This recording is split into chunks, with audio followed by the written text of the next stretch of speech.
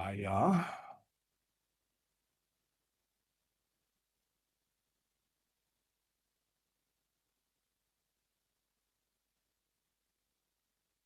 þá er ég komin aftur. Langar Frost ekki bara að vera með?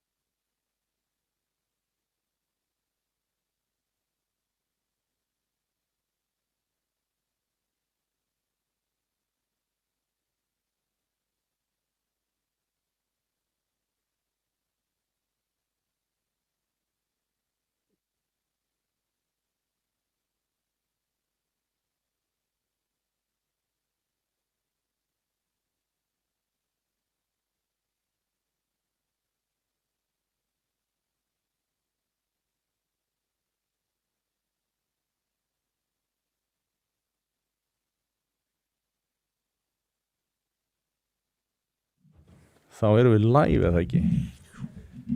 Jón, í mér. Herðu, við erum live. Þeir færðu myndavélina á síðustu stundu, þannig að ég er aðeins hérna að laga hana. Þannig að... Ég ætla að byrja að kynna menn inn. Hjá okkur eru Sigfús Aðalsteinsson og Hlynur Ásgeirsson. Sigfús er í fyrsta sæti fyrir Mín borg, frambúðið sem er í Reykjavík. Hann er menntaður leikskólakennari, eitthvað sem ég vissi ekki, sem er mjög áhugavert. Og það er orðsvöldur langt síðan, eða ekki? Jú, það er oflangt þess að segja frá því, sko. Já, en mér varst að magna, ég ætlaði ekki að trúa því þegar Hlynur sagði mér og er leikskólakennari. Og Hlynur, þú ert kennari sjálfur, þú ert í 3. sæti í Reykjavík fyrir okkar borg. Jú, passar. Og þú ert starfandi kennari, þú ert líka kennaramennt. Ég er búin að vera í þessum uppeldisbransa í meira en 30 ár.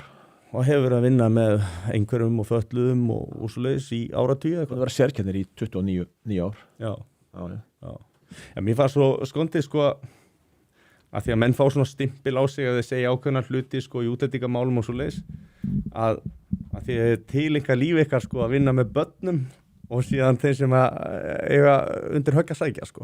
Já, bara göfug. Þetta er það. Það er erfitt að sjá að menn vilja eitthvað illt sko. Nei, alls ekki. Það er ég myndi aldrei láta plata mig í stjórnmálastarfs að það sé að vinna fólki megin. Nei. En ég ætlaði bara að henda okkur strax í djúpulögina. Regnbogafána máli, stóra regnbogafána máli sem er búið að vera í gangi núna inn á Alþingi. Snorri gagnrýnir þarna svona ofgnóft af fánum og kennarar séu með hálsmenn með regnbogalítunum og þetta sé svona út allt mikið af plaggutum og hann upplifir þetta virðist vera eins og það sé verið að innræta ákveðnu hugmyndafræði börn og á sama tíma að þá erum við að benda á að til dæmis kirkjan eða aðra trúarstofnanir fá ekki að fara inn í skólana og enn aðrir benda á að það er jafnræðisregla innan stjórnsýslunar og meðalhóf og með jafnræðisreglu að þá í rauninni ættu allir tilkall til þess að vera með ákveðna fána í skólunum eða við ætlum að byrja að flagga en við þurfum að byrja að flagga sko 500 fánum með eitthvað, ég veit það ekki. Þannig hvað finnst ykkur þetta og hvað finnst ykkur sérstaklega það að það sé verið að gera honum upp ykkur hatur í garð þess að hópa? Sko, við höfum náttúrulega rætt þetta mikið innan okkar hóps og maður auðvitað bara hefur skoðanir á þessu. Sko, máli er að þetta upplaup sem er komið er bara, ég skil ekki alveg tilganginn nema ég skil hann samt. Já, einmitt. En man langar að segja, ég skil hann bara ekki sko. En máli er náttúrulega bara, það er bara verið að búa til einhverja gjá. Það er bara verið að hífa upp einhverja vittleysu sem á sér enga stóð. Maðurinn var ekki að segja nýtt. Ég hlustaði sérstaklega á þetta til þess að átta máði hvað hann væri að tala um. Já, ég horfði á þetta 3 svar. Og bara, hvað er verið að tala um? En ef þú kemur inn í skólana og ef þú lest þetta námsefni sem hefur verið að bjóða börnunum upp á, þá skil ég Snorra mjög vel. Þetta er náttúrulega fyrst og fremst bara komið út fyrir allt. Við eigum heldur ekkert að vista einhverju námsefni til félagssamtaka. Nei, ekki kannski sérhagsmunasamtaka. Það er maður svona, þú veist, allavega með þær reglur sem hafa verið settar. Ég er með ungan strák á leikskóla, son minn, og ég þeim spurði hvort að megi fara í messu eða kirkju. En það er ekki spurði kongurinn prestur þarna. Þú hefur unnið og starfað sem kennari í áratugi. Jú, passar. Hefur þú orðið var við svona þessa væðingu? Ég meina, hefur verið svona, finnst þér vera svona kert þerbak í þessu eða ekki? Nei, ég er náttúrulega í svolítið sérstökum geira, ég er sérkennari en ég var barn eins og þú og ég tók þessa umræðu við skólaskrifstofu Kópavogsbæjar fyrir nokkrum árum, þá var hann í 8. bekk og ég var að spyrja hvort að Kópavogsbæjar væri með einhverja skýra hinsegin stefnu, þeir vildi ekki svara mér, ég sendi á þá tölvupósta í, held ég, bara heila önn. Já. Og svo sögðu þeir, já, við erum búin að samþykkja lög kynrænt sjálfræði, já, en það er ekki spurningi sem ég er að spyrja, ég er bara að spyrja hver er ykkar stefna og af hverju verið að kenna þetta og fekk ekkert svör. Svo skrifaði ég nú greinin daginn, ég var að bara skoða námsefni í þessari viku 6, sem er 7. vika hvers árs og þetta er krassandi nafn. Já, þetta er krassandi nafn, en ég sem kennari, ég náttúrulega bara skoða, á hvaða fræðilega grunni byggir þetta kennsluefni og hann er vandfundinn. það ekki að vísa inn heimildir og ég bara spyr, þú veist, hvað eru heimildirnar? Í mínu kennarnámi var mér uppálagt að allt þetta vera byggt á einhverjum grunni, fræðilegum grunni eða evidence-based og ég bara komið með sönnunargögnin. Sko fyrir mér, þá einhvern veginn lítur þetta svona að til þess að allir geti saminast eitthvað markmið, og þá held ég að vera ágætt að byrja kannski að spyrja sig, getum við saminast það að gera það sem að börnum fyrir bestu og velferð barna sé í fyrirrúmi? Ok. Sammála. Eigum við þá að gera það þannig að við fylgjum vísindalegum rannsóknum sem eru birtar í ritrindum tímaritum. Það er fair, eða ekki? Ég meina, við áttum að fylgja því í COVID og við áttum að fylgja því þegar kemur að loftslagsmálum og öðru sem er önnur ella.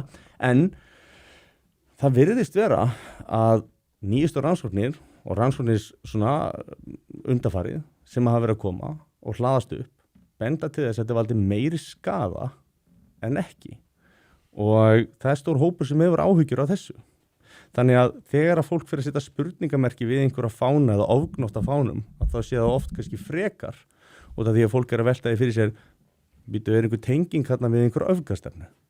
Þú veist að því að það vilja allir njóti sína réttinda, við erum allir sammála það ekki? Já. Jú, þú veist, þú bara fara að njóta þína réttinda sem einstaklingur og svo framvegis, en svona gæti verið að sé verið að ganga of langt í einhverjum tilfellum og eigum við að hafa, þú veist, vísindin að leiðarljósi en ekki kannski sérhagsmunahópa. Þannig myndi ég sjá þetta og mér finnst eiginlega skrítið þessi ekki hægt að ná einhvern veginn saman það og við getum bara svona verið sammála að vera minnstakosti á meðan að þetta er ekki ljóst að láta þá kannski bara börnin aðeins í friði. Allt í lagi að vera með kynfræðslu, allt í lagi að vera á réttum aldri, ekkert mál. Þetta byrjar á leikskólastígi og þræðið sér alveg upp í framhaldsskóla og það út í frístundaheimili og íþróttafélög og svo er maður sér á sem mannréttindavef hjá Reykjavíkurborg að það er verið að bjóða upp á regnbogavottun. Já, einmitt. Það er enn eitt hugtakið.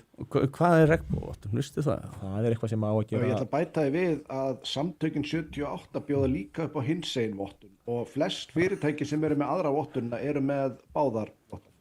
Ég ætla bara svo ég skjóti því að. Já, einkafyrirtæki geta ekki fengið hinsegin vottun, svo eru borgarfyrirtæki innan Reykjavíkurborgar. En þú getur líka fengið bæði. Já, þannig að en þú þarf væntanlega að borga fyrir þessa vottanir, er það ekki? En þetta er einhvers konar, eða hvað? Jú. Og það er ákveðin borgun sem þú þarf að greiða fyrir hinsegin vottunna, en þeir voru voða loðnir með svarið þegar komað regnbogavottunni vegna þess að fyrirtæki borg ekki neitt, en Reykjavíkurborg greiðir fyrir alla þjónustu í kringu og þau eru með mannesku í fulli vinnu sem er þarna að sinna þessu og það þarf að halda námskeið og það er mikill kostnaður á bakvið en að því að Reykjavíkurborg borgar fyrir vinnustæði Reykjavíkurborgar þá svona segja þeir að sé engin kostnaður þarna sko, skattgreiðandinn greiðir. Jú. Það er aldrei kostnaður ef þú borgar það ekki sjálfur sko. Hvað finnst ykkur með þetta mannréttindaráð? Hvað myndi þið gera með mannréttindabáð? Leggja þetta niður. Leggja það niður? Já. Bara alveg? Bara á fyrsta degi. Já. Allavega í núverandi mynd. Já. Það máli setja, þú veist, bara að skoða þetta, þú veist, hvað eftir hverju verið að sækjast og hver eru markmiðin. Ég meina, við erum náttúrulega með mannréttindasáttmála og þú veist. Já, ég er alveg á því að við erum að standa við mannréttindi. Já. En það er spurning hvort það sé sveitastjórnarmál, sko. Já, það er hins vegar annað, þú veist, á Reykjavíkurborg að vera með eitthvað sem heitir jafnréttisskóli eða regnbogavottun eða viku 6. Mér finnst sveitafélagi vera að fara að teygja sig of langt. Mér finnst það líka, ég get ekki neitað því sko og svona að einhverju leiti finnst mér sko eins og sveitafélög, sérstaklega þá Reykjavíkurborg eiginlega aðeins, sé komið með einhvers konar utanríkisstefnu líka. Maður finnst þetta eiginlega bara vera fyrir fyndið sko. Þetta tengist allt einhverju alþjóðlegu og þeir segja alltaf, já, við erum að mæta einhverjum skuldbindingum hérna og þaðan. Svörin eru kannski ekki skýr. En mér langar, fyrirgefðu Helgi, mér langar að áður en við höldum lengra að benda á það sem að mér finnst skipta líka rosalegu máli og það er svona ákveðið rosalegt ósamræmi í þessu öllu saman. Við erum með þennan fána sem að sumir halda og hafa sagt um mig þegar ég hef tekið þessa umræðu og hún hefur orðið að sig heim. En það sem sagt, virðist halda þetta tákni bara alla minni hluta hópa almennt og málið er að þetta tekur ekkert til fatlaðra, þetta tekur ekkert til einhverfra, þetta tekur ekkert til fólks með Down syndrom, bara svo ég tæki sem dæmi. ef að þessi fáni er nauðsynlegur til að þeir sem að falla undir þessa reglíf, þessa fána, upplifi sér sem velkomna, eru þá fallaðir fólk með Downs, einhverfir, eru þeir ekki velkomnir þá samkvæmt þessum rökum sem að við erum að fara út í? Þetta, við verðum að spyrja okkur að hver eru raunveruleg rökin af það? Miða við ég meina, veist það ekki fána, þá hlýtur að vera hatað með við rökin sem eru notuð gegn Snorra í það minnsta. Þetta ósamræmi er svolítið æpandi og þetta er svona ástæðan fyrir að svona einhverfur hálfgerður ítart eins og ég bara get ekki sætt mig við þessi rök sem að er verið að færa fyrir þessu.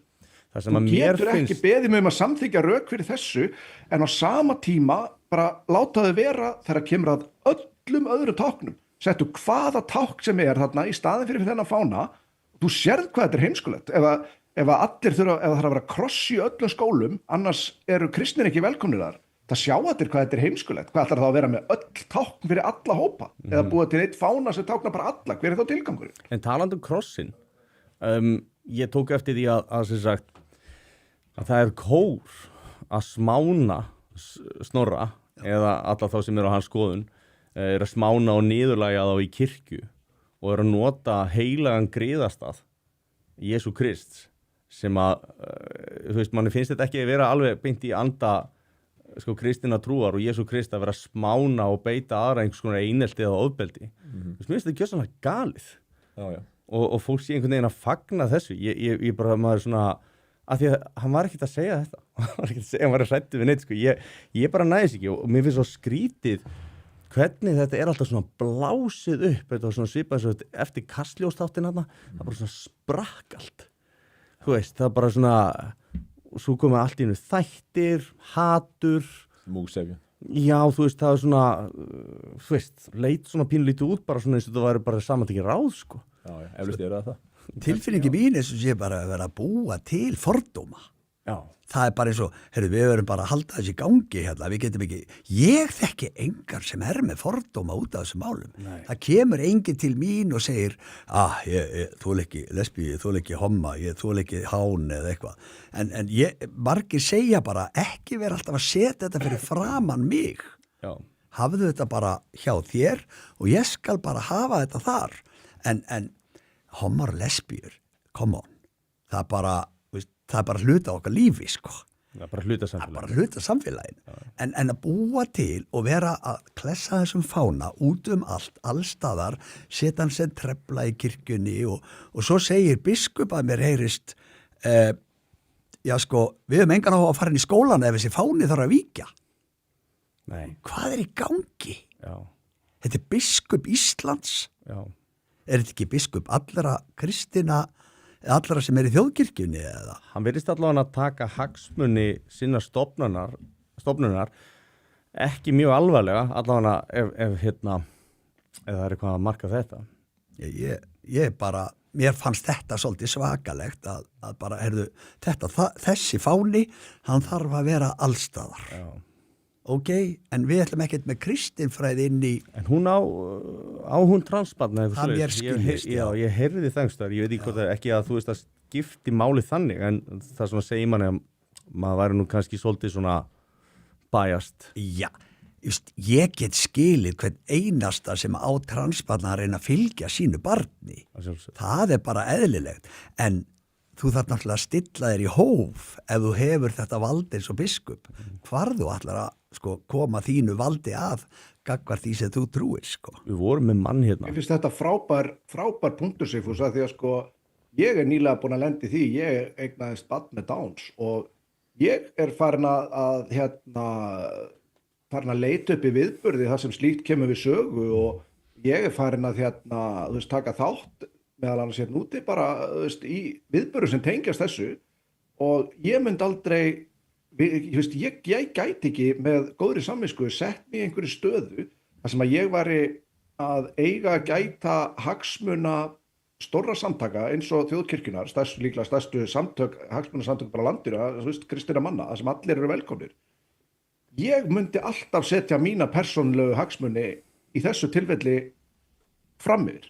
Eða fattar þau, þeir skipta mig meira máli vegna þess að ég get alltaf réttlætta fyrir sjálfum mér, en ég þarf ekki það þurfi ekki allir að detta inn á mína línu í þessu. Akkúrat.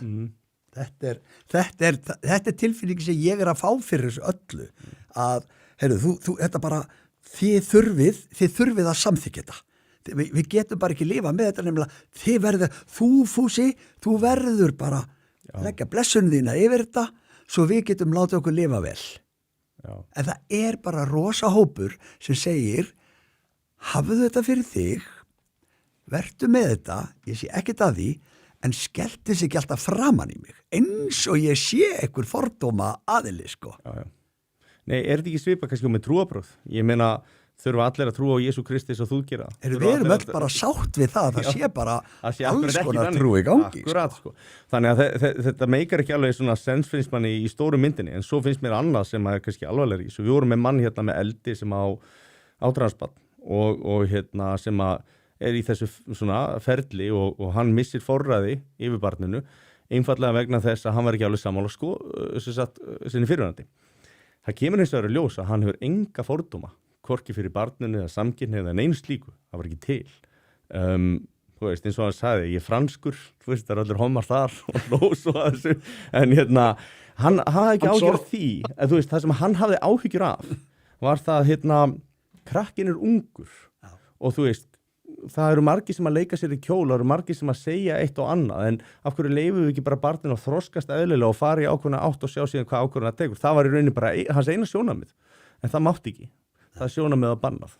Bæði mín börn hafa verið í allt annað en þau sjálf, þau skilgrundu sig sem ofurhetjur hérna alveg fram að 5 ára aldri. Íþróttálfur eða hérna kóngulóamaður. Dóttir mín var íþróttálfurinn sko á sínum tíma. Já. Svo bara komið ég fram að ég ól upp samkynhneigt barn. Já. Og þú veist, það var ekkert öðruvísi en að ala upp annað barn. Nei.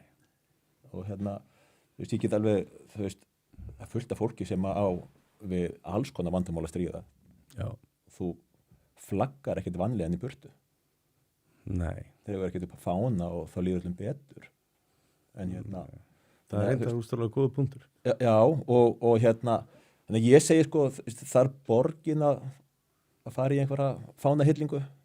Snýst þetta kannski meira að taka sjálfans í sátt heldur en eitthvað annað? Já, ég segi bara, það getur bara hver og einn flagga sínum fána og ef þið vilja fara í einhverja fánagöngu þá er það bara fínt, en ég held að þurfi ekki að vera einhver svona opinber stefna hjá sveitafélögum um það er bara að flagga þessum fána á kostnað einhver annara.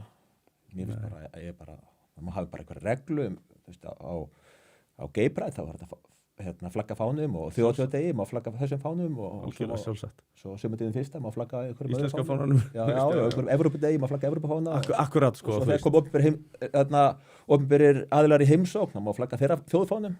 Já. En að ég er bara mjög hófstiltur maður að eðlisfæri og finnst bara að hið opinbera á að skrúa sig niður. Já. Og ekkert að vera nota þann pening sem fyrir að kaupa fánaborgir bara að setja þær í betri skóla og betra námsefni sem er byggt á einhverjum grunni. Það var stjórnmálamaður sem að hélt á bolla, þú veist, þið eigi skjól hjá mér og svo var transfánin á því. Já. Ég ætla svo sem bara að segja, ég nenni ekki að tala í kringu Róstað og Þorgeir og Katrín. Já.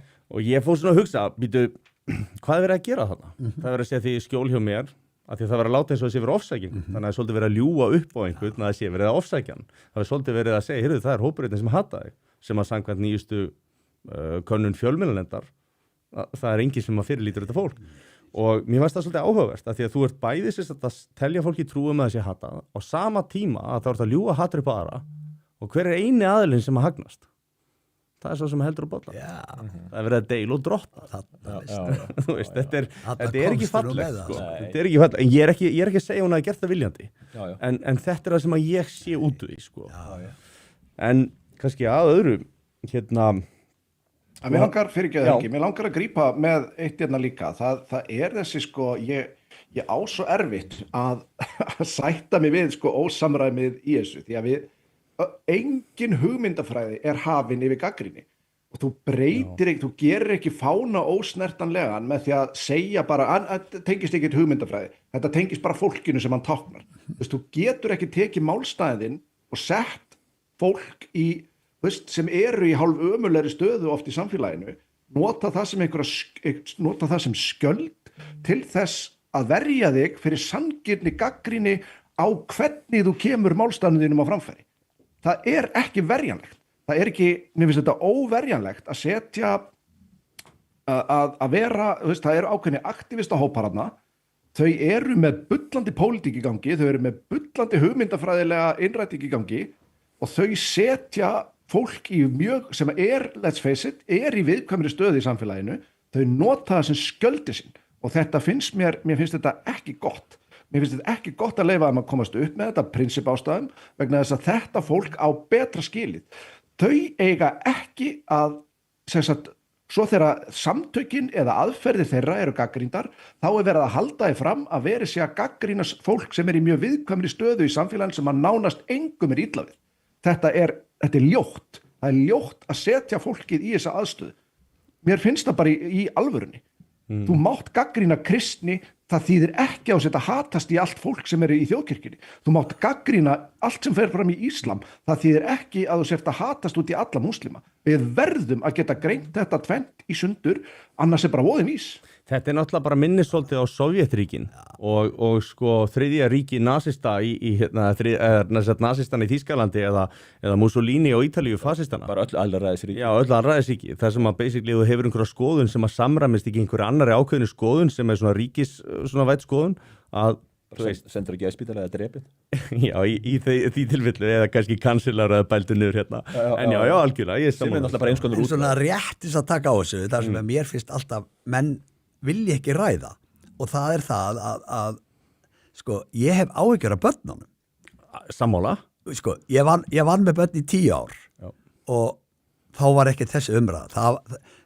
Ég vildi bara að það var þetta bakka aftur. Ég sá ekki að einu barni liði illa, þau voru í alls konar hlutverkaleikum. En það var enginn að segja við þau, hefur prófað að pota í rassin á þér eða eins og stendur í bókum með þessi börn. Það var enginn þetta var ekkert issue. En á þessum tíma voru einhver svona ferli í gangi? Var þú þekktist þetta?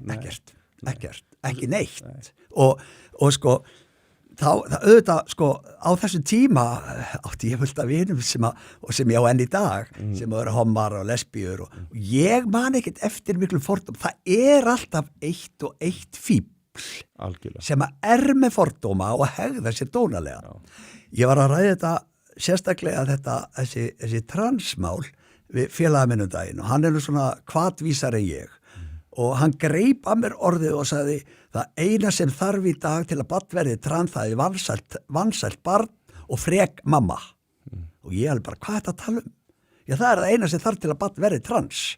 Ég segi, nei, verður þú rólegur. Heyrðu, býtu, það mér þess að búið að taka það úr lögum að geðlæknir þurfi að skoða barnið og meta ferlið og ég bara, hvert erum við komin? Þú veist, ef við erum að tala velferð barna, að þá ætti náttúrulega alltaf foreldrið að vera að skoða líka.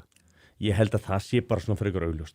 En, ég hef áhyggjur af þessum börn. Ég hef áhyggjur af þessum börnum líka og þetta það sem ég svolítið hræddur Ég held að þetta sé svona framheila kukl okkar tíma, svona lobotomy.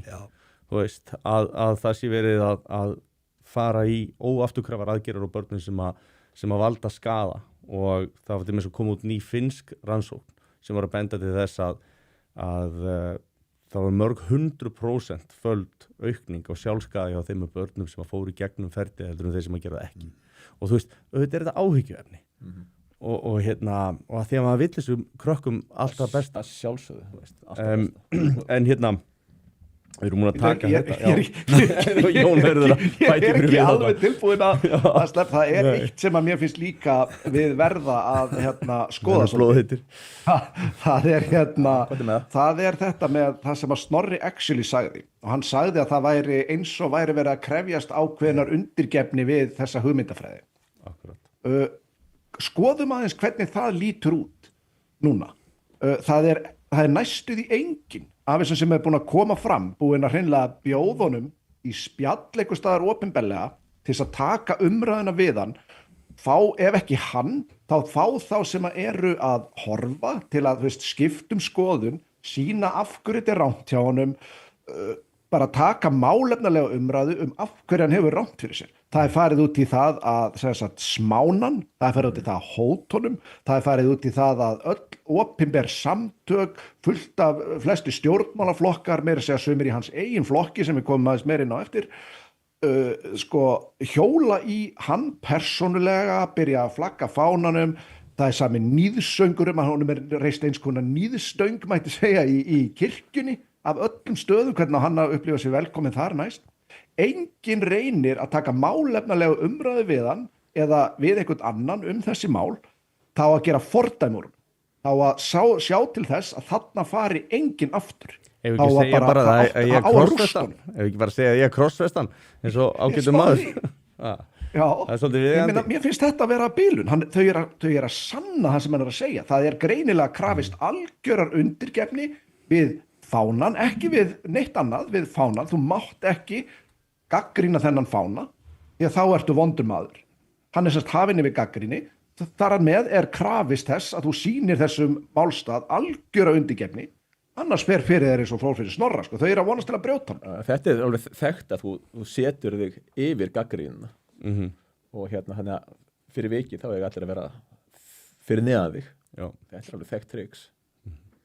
Ég veist að vera líka þetta núna.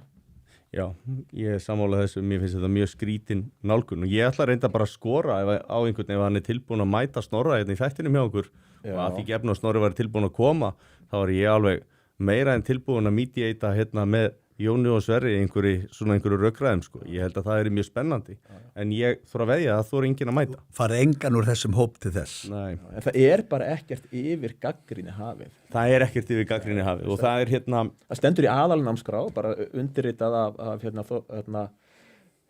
Katrínu Jakobs, að skóli á að rækta gagnrýna hugsun og gagnrýna hugsun til að gagnrýna stjórnvöld og við eigum að í lýðræðislegu þjóðfélagi, við eigum að veita stjórnvöldum aðhald að sjálfsögðu og við eigum að gagnrýna það sem þau bera á borð fyrir okkur. Og þess vegna er mikilvægt að krakkar læra að lesa og skrifa og reikna og svo framvegis. Við vorum með góða ræðu með Jón Pétri Símsen daginn þar sem hann var að tala þessa hluti og mikilvægt og ég hvet fólk til þess að kíkja á það. En eftir gagnrýni, eftir heilbrigða umræðu, þá komumst við væntanlega betri niðurstöðu. Akkurat. Og það er svona... Ég er líka bara, ég ætlaði ekki að trufla... Allt í lagi, sko, þú veist.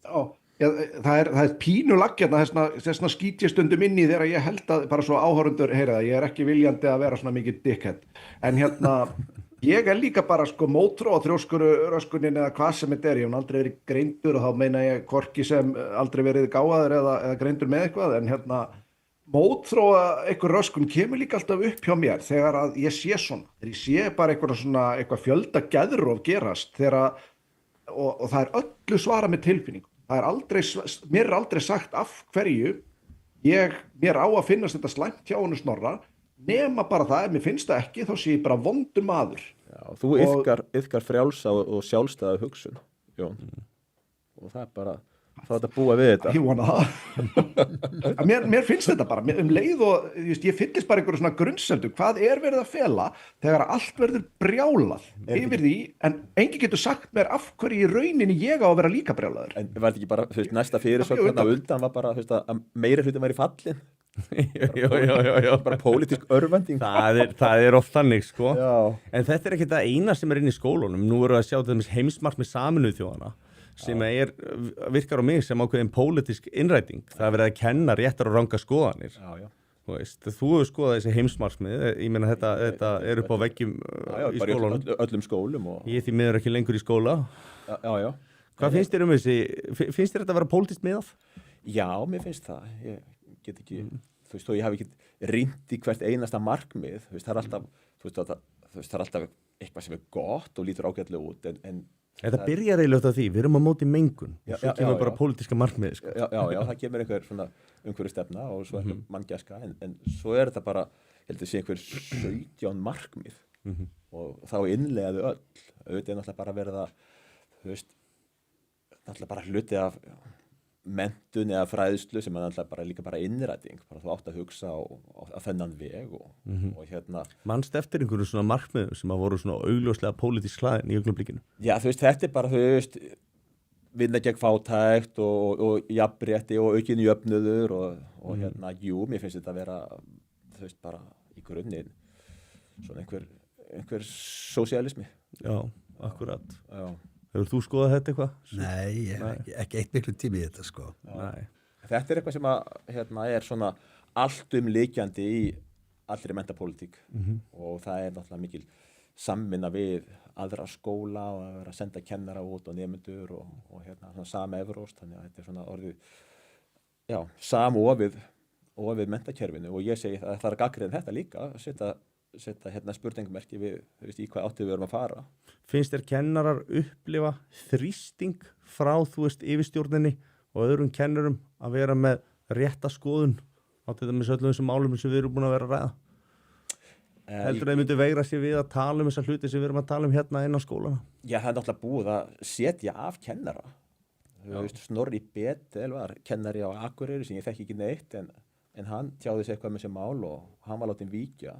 Alveg rétt. Og hann sem var í FG, Snorri vann heldur þetta málið.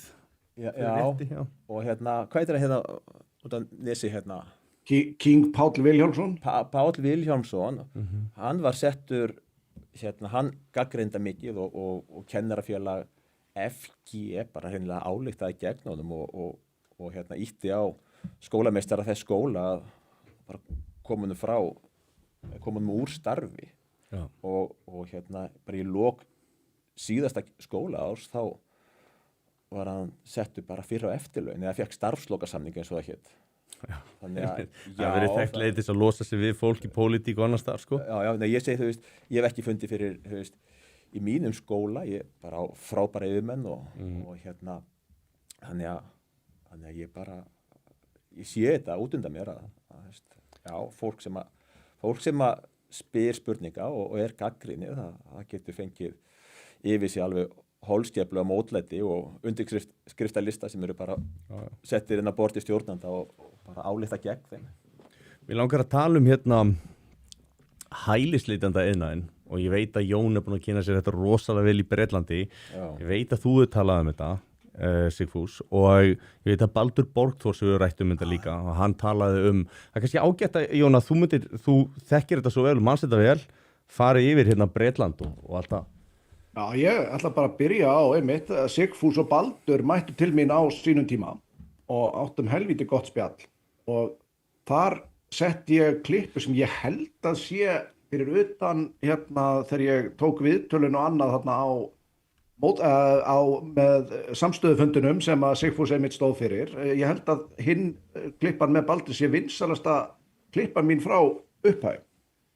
Á eftir henni, en þá ræðir Baldur hælisleitenda iðnaðinn sem hann lýsir það eru aðilar, hvort sem það eru lögfræðingar eða hvort sem það eru aðilar innan kerfisins í öðrum stöðum og svo þeir sem að leigja húsnæði, þeir sem að fólk hjá ríkinu sem að situr báðum megin borðsins, þetta fólk er að maka krókinn á kerfinu, það er líka í stöðum þar sem það er að hefur að segja hvað gerist með þessi mál hér á landi og risastór núna undercover rannsókn BBC sem er nú ein mest woke stofnun, það getur eitt ímyndaði hvað þetta er slæmt ef þetta lítur svona út hjá BBC. það verður ekki verra. Þá kemur það bara í ljós að það er heill iðnaður af lögfræðingum, félagsráðgjöfum, aðilum innan kerfisins og öðrum sem að starfa við þetta. Það er að segja aðilum að segjast vera samkynhneigðir, segjast hafa orðið fyrir ofbeldi, það er bara búið, þeim er sagt hvað er að segja, það er búna til vefsíður sem eru svo tengdar inn á leitarvélar og annað, það sem er búna til greinar að þessi maður sé bara skíthæll og hafa orðið fyrir ofbeldi, það eru sviðsettar mótmælagöngur sem eru bara til þess fallar að það eru nógu margir, það er kannski búið að safna 20 manns og það er nóg til að það sé það orðið þess virði að setja á svið svona mótmælagöngu, þetta er allt hjá BBC, þetta er ekkert sem ég er að segja. Það er gruna að þetta væri slæmt en ekki svona slæmt. Já, það sem menn eru bara sýndir þarna að sinna einhverjum aktivisma sem að þýðir það að þá hefur rétt á þessu pólitíska hæli, þeim er sagt hvað er að segja til þess að allt sé þarna með feldu, þetta er rosalegt. Þarna bara fá menn hæli hver eftir hann, þeir farin á fund hjá hælisleitendum þar sem þeir eru bara að ræða sem eru svona samkynhneigðir, þeir eru þjálfaðir upp fyrir að fara á fundina. til þess að fá samþykki, var það ekki? Já, þessir fundir eru samt þannig að þannig eru þeir bara hlæjandi að tala þeir er bara verið að segja fréttamannum að það engin samkynhneigð þetta, sko. Þeir bara mæta þetta því þetta fundurinn og þeir eru bara að ræða eitthvað annað og þetta er svakalegt sjá þetta. En þið voru basically sannspáir þá þetta á sínum tíma. Já, sko við það má aldrei segja neitt en auðvitað segir maður það bara en sko það sem að vantar á Íslandi það er bara upplýsingar það er engar upplýsingar neitt. Þú fer með þessi stjórnaráðu og allar að leita ykkur þar og aðtöfa bara, hvað kostar þetta? Þá kemur bara heil lína. Við vitum ekkert hvað það kostar. Bara, hvað í gangi? En það sem að Jón að tala í sambandi við samkynhneigð og annars slíkt.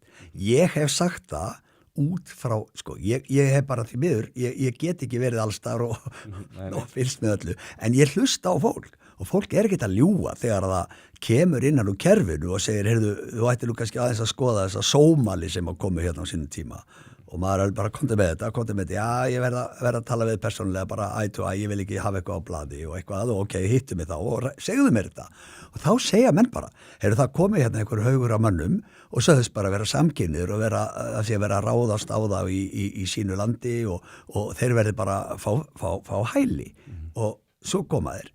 Síðan bara engin eftirfylgni, ekkert eftirlit. Þeir eru bara konið í húsnæði sem að ég og þú borgum og hafa alla sína tekjur og þægindi og þeir hrúa sér allir í eina og svo fara þeir að leigja út hinnar og allt þetta sko og það bara geggja líf. En svo allt núna þeir fannir að segja sko 1,5 ári setna, við þurfum að koma með konunnar og börnin sko. Akkurat. Og það bara flutt til herra fólki og bara enginn segir neitt. Og svo náttúrulega kemst það upp að það var fullt af börnum flutt hingað sem að í fjölskyldusamningar kemur í ljós að þetta voru ekkert börn þeirra foreldra sem hafa sagt. Þannig að þú veist, íslenska ríkið er bara búið að vera fjármagna mansal. Maður bara svona, vá, þetta er svo mikil misnotkun, þetta er svo mikil vanhæfi. 180 börn. Við megum ekki skoða tennur. Við megum ekki taka neinn blóðsýni. 180 börn sem að kominga, ekki sem að voru ekki með rétt DNA. Já, það eru 180 börn sem að enginn veit deilin á sem slík. Þau eru bara í fósturfjölskyldum hér og þar. Þess vegna eru þessar auglýsingar í gangi núna að það veri auglýsing til fósturforeldrum til skemmri tíma. Já. Þú batt til 18 ára, þetta eru fúlskeggju börn, hefur ég séð sko. Þetta allt. En sko, þetta hælisleitendakerfi okkar gjörsamlega farið. Sama þó eitthvað segir við mig, eins og það, sko, aðal skoðanir mótherjana eru, já, sko, þetta bara dottið niður. Það ekkert að gerast, sko. Það hefur engu verið breytt á Íslandi. Það er einhver fáránleg frumvörp sem að liggja fyrir, sem að ná, sko, þau ná ekki fingur, sko, nögl fram úr því sem að núverandi í gangi og að segja þetta bara svo, þú veist, við erum bara með galopið. Síðan í ágústi fyrra hefur orðið fjölgun á þeim sem að koma til landsins sem hælisleitendur og í mars fjölgaði þeim 37%. Já. Á með mars 2025. Segja svo við mig, hvað það ekkert að. Þetta svo stjúpid. Af hverju ekki bara, það eitthvað að. Tökum á þessu, skoðum þetta, setjum að stað einhverja rannsókn á þessu öllu saman og áttum okkur á þessu fólki sem hérna. Þetta ættingjar eða þetta frændi, einhvers fjarskyldu frændi sem borgaði 12.000 eurur fyrir að koma til Íslands? Menn megi ekki gleyma því, sko. Nei, menn eru líka að spyrja sér sömu spurningar, sko, með fólki sem á koma inn með semur frá Gaza, þú veist, það verið að þurft að múta landamæravörðum, þú veist, ekki voru þetta pening fyrir leigubíl, þú veist hvað ég meina. Já, manni finnst þetta að vera frekar svakalegt, sko, einhvern veginn hvernig er orðið og nýlega var voru samþykkt nýlög, eða skrifið nýlög, þar sem að það má vísa mönnum úr landi núna hafa brotið af sér. Ég held að það verið sjálfstæðisflokkur og miðflokkur sem lögðu til að þetta væri sjálfkrafa vísa á landið og brýtur hegningarlög.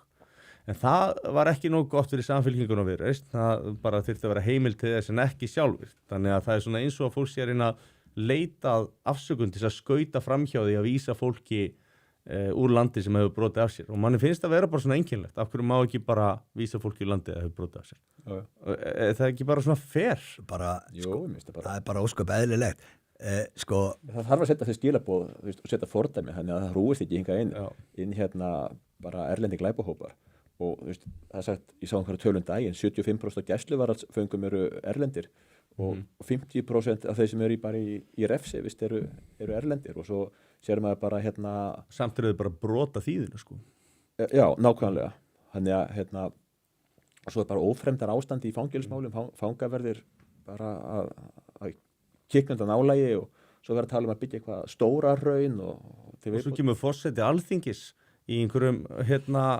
furðulegum þætti sem að heitir Kallarnir þar sem að Þorsteinn Vaff fer mikinn og hún segir sko að þessi íslenski kallmenn sem að hesta tíðin brota og maður veldi maður bara svona þetta endurspeglar engar raunveruleika og þetta er svo miklu fordómar og þetta er svo mikil kjaftæði og þetta er svo mikil lygi hún segir það að þeir sjá öll brotin það skiptir ekki máli nákvæmlega hvernig það er sagt aðalatriðið þetta eru fordómar þetta er ekkert annað en fordómar eins og hún greinlega veit ekki hvað raunveruleikin er íslenskir karlmenn á Íslandi sem að fremja afbrotin það er sagði þetta svona og þegar þú tekur þessi orðu upp hjá forseta alþingis og skoðar þessa litlu tölur sem að haldi þér saman brotastarfsemi á Íslandi þá áttar þau allt í henni á því að erlendir aðilar brjóta 203% oftar af sér þeir eru 203% á móti 100 ef þú miðar þá tölu við þannig að þeir eru meir en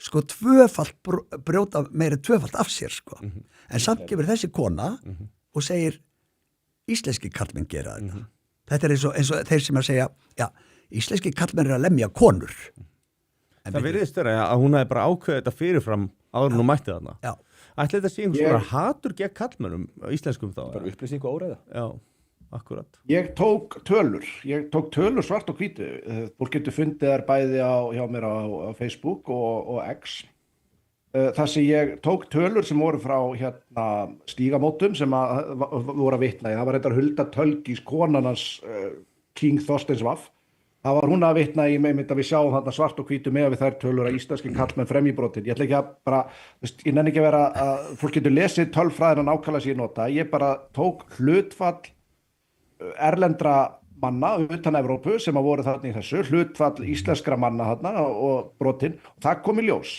að með heimilisofbeldi og útköllum lögreglu og allt þetta að karlmenn, íslenski karlmenn voru 3,5 sinnum líklegri til þess að vera sekir svona ofbeldisbrot heldur en konur sem að er líklega ekki einu sinni rétt allavega. En svo kemur í ljós að karlmenn utan Evrópu þeir voru 4 sinnum líklegri heldur en íslenski karlmenn til þess að fremja svona heimilisofbeldi sem þýðir íslenski karlmenn eru nær íslenskum konum í þessari tíðni heldur en þeir eru karlmennum utan Evrópu. Mér fannst það rosalega áhugavert.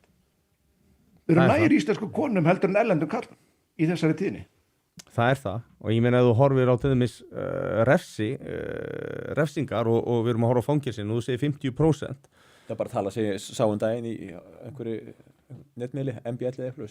Já, ég skoðaði nú einhver tíman statistíkina á þessu en þú veist, ég man ekki nákvæmlega en maður sá að þið voru alveg sko vastly overrepresented en ég má sletta og jú, vissulega eru þeir fleiri en svo eru þeir svo mikið færri þannig að þau voru með helmingin en samt með 1/4 sko á samfélaginu eða hvað þeir eru það er þetta náttúrulega frekar augljóst og ég held að þetta komi einhverjum á óvart það kemur einhverjum á óvart þegar þú ert með fólk sem að kemur frá erfiðum svæðum og fátækt og öðru að það sé líklega til þess að brjóta af sér. Ég meina að þetta er tiltölulega gefið. Spurningin er bara, þú veist, erum við tilbúin að fórna allsherjarreglu fyrir það? Og þú veist, viltu passa upp á þína eða viltu passa upp á aðra? Það er, held ég, svona, þegar öllur á botnin kvöld spurningin, sko. Þegar við erum ekki með bakgrunnsrannsóknar fólki, þú veist, hverju flýja, það er líka þeir sem eru að flýja réttvísina.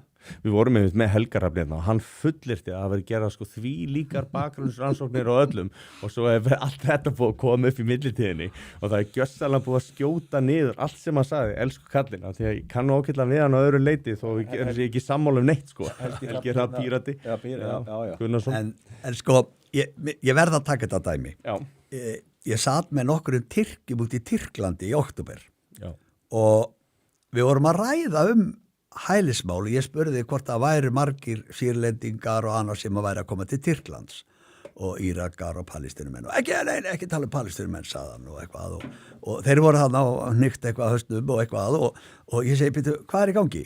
Já, sko, Erdogan er bara að losa okkur við allt þetta fólk. Býtu, er hann að losa ykkur við allt þetta fólk? Hvað er þetta að tala um? Þá segir hann bara, eru hælisleitendur á Íslandi? Já, losa ykkur við þá. Þetta er bara scum of the earth. Og ég alveg, hvað er þetta að tala um? Já, þið fái bara úrrakið, þið fái bara þess sem hafa ekki neitt að gera og ná engu, auðvitað kemur inga eitthvað fólk.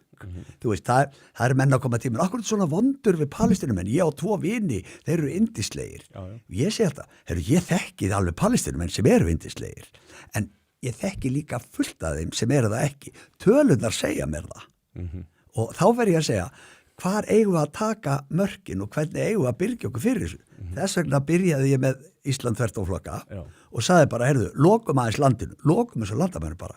Hverja voru kröfunar hjá Ísland þvert og flokka? Ísland þvert og flokka, bara á hreinu. Það eru mjög einfaldar í sjálfu sér. Það er sko, við viljum bara loka þessu landamærum. Þið viti alveg hvað þið er að loka. Þið megi alveg fara út og það má koma fólki inn, en við viljum bara hafa eftirlit með þeim sem að koma hingað. Þú ert að tala sem sagt ekki að loka landinu eða einhverja einangrunarstefnu, þú bara segja að þeir flóttamenn sem að sækjum hæli, að þeir séu rannsakaðir og skoðaðir og þetta sé ekki... Já, sko, þeir verði bara úti þegar þeir sækjum hæli. Þeir koma ekki hingað. Nei, einmitt. Það er einfall leikinn við þetta. Við getum bara skoðað fólkið, þó ég hafi náttúrulega alltaf að skoðuna því og segi bara við hættum þessu bara og við bara förum tilbaka og tökum þennan hóp sem við völdum svolítið sjálf og reynum að hjálpa fólki þannig, svo getum við bara hjálpa fólkinu heima. En mér finnst þetta öflugasta stefnan okkar, sko. Það er bara lokum þessu og gerum eitthvað í þessu. Svo númer 2, sko, að þá er alveg klárt að við þurfum það sem að liggur fyrir núna sem að verist bara ekki mega að tala um. Og það er bara að ef að fólk kemur hingað, að þá sé það bara sett í, hvað eigum við að kalla þetta? Einhverja biðbúðir. Það má ekki kalla þetta einhverjum ræðilegum nöfnum. Þetta er að fangelsi bara á Ásvits og spyrja einhvern sko sem er vinstra megin. Þetta eru kannski bara einhverjar íbúðir sem að fólki býður í en það fer ekkert út í þjóðfélagið. Og það sækir í það að koma hingað, þá verðum við líka bara að geta að skoða það. Ef við getum ekki skoðað fólki þá fer það bara aftur heim. Þetta Ég langar að benda á tvennt í þessu. Það er einmitt að hann sko Helgi Magnús, þetta kemur líka á svo fyndnum tíma, þetta rannsókn BBC vegna þess að Helgi Magnús er nýbúinn að skjótum kollinum aftur hjá honum Þórarni Hjartarsyni. Hann myndist á þetta líka hjá okkur, það sem hafa verið að minnast, það sem hann talaði sem hann fekk áminningu fyrir hvort það væri einhver skortur á hommum á Íslandi. Og hann var að vísa þarna í aðila sem ég minnir að sé frá Nígeríu, ég mannaði ekki undan mér. Hann kemur til Íslands þessi maður á þeim grundvelli að hann er samkynhneigður hælisleitandi.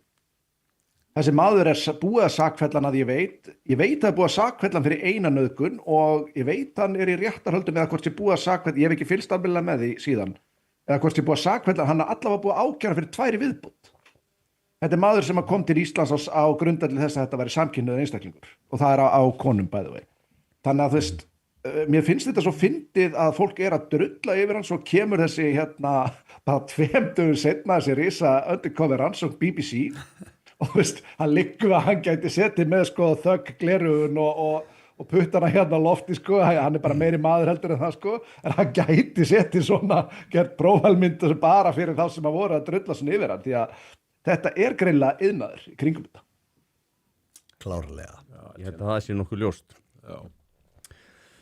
Ég var að fara aðeins í áherslumálin hjá flokkum. Ég ætla að fá að fara í komment fyrst, af því mér langar ekki að flýta okkur með þetta af tilliti við gestina. Endilega. Og ég ætlaði samt að líka að bomba þessu með einmitt það sem að Sigfús var að segja, með að það er fullt af fólki sem kýsa að koma hérna og þá skil ég ekki af hverju við ég hef minnst að þetta í þáttum hérna hjá okkur áður, af hverju við ekki að fyrst við getum valið úr, af hverju erum við ekki að taka varnarlausasta hópin, konur og börn. Þetta eru hóparnir sem er minnst tekið af erlendis. Ég veit að Íslendingar hafa verið duglegri við það heldur en önnur lönd. Ég ætla bara, rétt skal vera rétt. En til dæmis eins og í Bretlandi þá er þetta langmest stakir kallmenn á herskyldualdri. Af hverju koma þessir menn en ekki konurnar og börnin? Mér finnst þetta brenglun. Við eigum að taka utan varnarlausasta hópin. Hópurinn sem spjara sig alltaf best, það eru stakir fullorðnir kallmenn á besta aldri. En Við ætlum að skella okkur í komment, við náttúrulega megum ekki gleyma þeim og það kemur frá Eldi bara strax, sælir herramenn. Hér kemur frá honum Ægi Mána, vini þáttarins, hann heldur að sé að skjóta hérna á Sigfús og Hlín, grunar mig, hann spyr hvort að menn sé að læra að stunda gott kynlíf. Mér langar að gefa ykkur færi á að svara þessu því að þið gerðuð grein með þessu nafni og bara rétt að gera grein fyrir þessu skoti og svaraði. Eða viljið. Stund okkur kynlíf. Já, læra stundar gott kynlíf. Það hérna hjá viku 6, það bara fremst á heimasíðunni stutt myndband, það sem er verið að, sem jafnrétti stýra, ætlar að kenna börnum að stunda gott kynlíf. Og ég sem kennari, sem búin að kenna kynfræðslu lengi, mér finnst ekkert gott kennsluefni. Og ég segi líka bara, á hvaða grunni þetta byggt? Á hverju á ég að kenna þetta? Hvað er þetta komum börn? Þetta er bara fyrir börn á grunnskólaaldri. Frá 6 ára. Ég held að byrja í 3. bekk. Það er kennsluefni. Það er 8 ára. Fyrir leikskólastig og það er fyrir síðan yngra stig grunnskóla og miðstig og úlingastig og svo félagsmiðstöðvar og frístundaheimili og íþróttafélög. Þannig að mér finnst það ekki að vera í verkahring Reykjavíkurborgar að kenna börnum að stunda hvernig ég vera góð í rúminu, eins og orðaði það þessi verkefnistýra sem leiðar áfram þetta myndband. Þannig að kommenti var hvað og hverju á ég að svara? Já, ég er ekki þessum. Nei, þetta er bara að það er menn að læra að stunda gott kynlíf og ég vissi það að þið skrifuðu greinina og mynduð í rauninni þakka svolítið niður í honum, þannig að ég ætlaði bara. Já, en mér finnst ekki Leif ykkur að svara þessu. Já, þannig kennsluefni, ég hef skautað yfir þetta og í handmennt og heimilisfræði að vera baka einhverja kynfæra kökur og í handmennt að vera leira eða sauma út einhver tippi eða píkur. Þannig að ég bara sem kennari, ég er búin að skoða þetta efni og ég er búin að grennslast eftir fræðilegum bakgrunni sem er bara ekki til staðar og mér finnst bara, ég segi það bara, mér finnst þetta bara ekki gott kennsluefni fyrir mig sem kennar að bera þetta inn á borð fyrir nemendur. Hvað eru yngstu nemendurnir sem eru að baka þetta til dæmis, það er til dæmis kennsluefni inn á viku 6 sem er sniði fyrir miðstig grunnskóla, það er 10, 11 og 12 ára og þetta á að veita svo afslappandi umhverfi og börnin að tengjast kennaranum betur og tristunum betur ef heimilisfræðikennarinn fyrir að baka tippa eða píkukökur. Þannig að ég finnst það bara ekki nógu gott kennsluefni og ég hef ekkert á móti því að sé búið til kennsluefni en bara hafið bara rök og sannanir fyrir því að þetta sé gott efni og hafið það bara vel úr garði gert. Einföld krafa fyrir mig sem fagmann. Ég veit ekki hvað ég var að segja. Skoðið þetta bara halda áfram. Skoðið þetta bara, farið inn á viku 6 og ég þarf eitthvað að kíkja á þetta. Já, og ég horfði á þetta myndband, aftur og baka áfram. Þetta er eitthvað svona bachelor-atriði, sko. Já, og ég varð ekkert betri í rúminu á að horfa á þetta myndband. Ertu viss? Þó að fullorðin væri, sko. Já, ég gæti ekki tekið neitt út úr þessu og mér finnst þetta finnst að ég gæti það ekki eiga þá börn að geta það. Nei, bara svarið mitt er bara nei, þetta er bara kennsluefni, kennarar gefa einhvern, ert að standa þig vel eða illa, ert að ná eða falla og kennarar geta líka gefið námsefni einhvern og mér finnst þetta bara kannski við þetta sé á verklegt próf eftir 10 ár. Lífið okkur við því. Já, mér fannst bara þetta bara fekk bara Alltaf byrjum. Ég segi bara þetta martaðinni fær bara falla einhvern hjá mér. Já. Engin fordómar. Bara akademískur. Bara akademísk gagnrýni. Kennslufræðilega. Ef það er ekki hægt að veita svona efni faglega gagnrýni, þá erum við komin á verri stað heldur en ég held, sko, því að svona efni er ekkert automatist gott, þó að sé komið frá einhverju sem að, allavega segjast vilja vel. Ég ætla að benda bara strax að koma með afsöngum fyrir einu og það er það að ef ég er eitthvað sérlega rauður í framann og sveittur þá bara bý ég á stað og ég veit ég fæ enga vorkum fyrir það, ég var mikið út í dag og það er komin 30 stiga hitti þannig að það er bara heitt. Svo er ég rauðharður, það er allt sem leggst þarna á eitt við að gera með lífið erfitt en ég veit ég fæ enga vorkun, þannig að ég sætti mig bara við það sko. Herðu, Björnin, okkar besti maður, hann segir góða kvöldi herra menn, við frúin erum búin að bíða alla vikun eftir ykkur. Það er gott að heyra. Rúnar Gerard Ragnarsson, einn af okkar bestu mönnum, segir Sælfis Sigfús, ég söng Íslandi land þitt í fyrsta skipti á þvert á flokkafundunum. Takk fyrir að taka slaginn fyrir þjóðina. Yndislegt. Frábært. Herðu, svo erum við spurður, hvar er Sverrir? Sverrir... Já, vá, ég veit ekki, ég ætla ekki að vera að skafa hlutunum. Sverrir er bara með Nóró, hann er bara búin að vera sprengikúka í dolluna og ég get ekki farið nánar út í það. En mér til varna reyndi ég að sannfæra hann að mæta þetta með bleiu, hann var ekki til í það.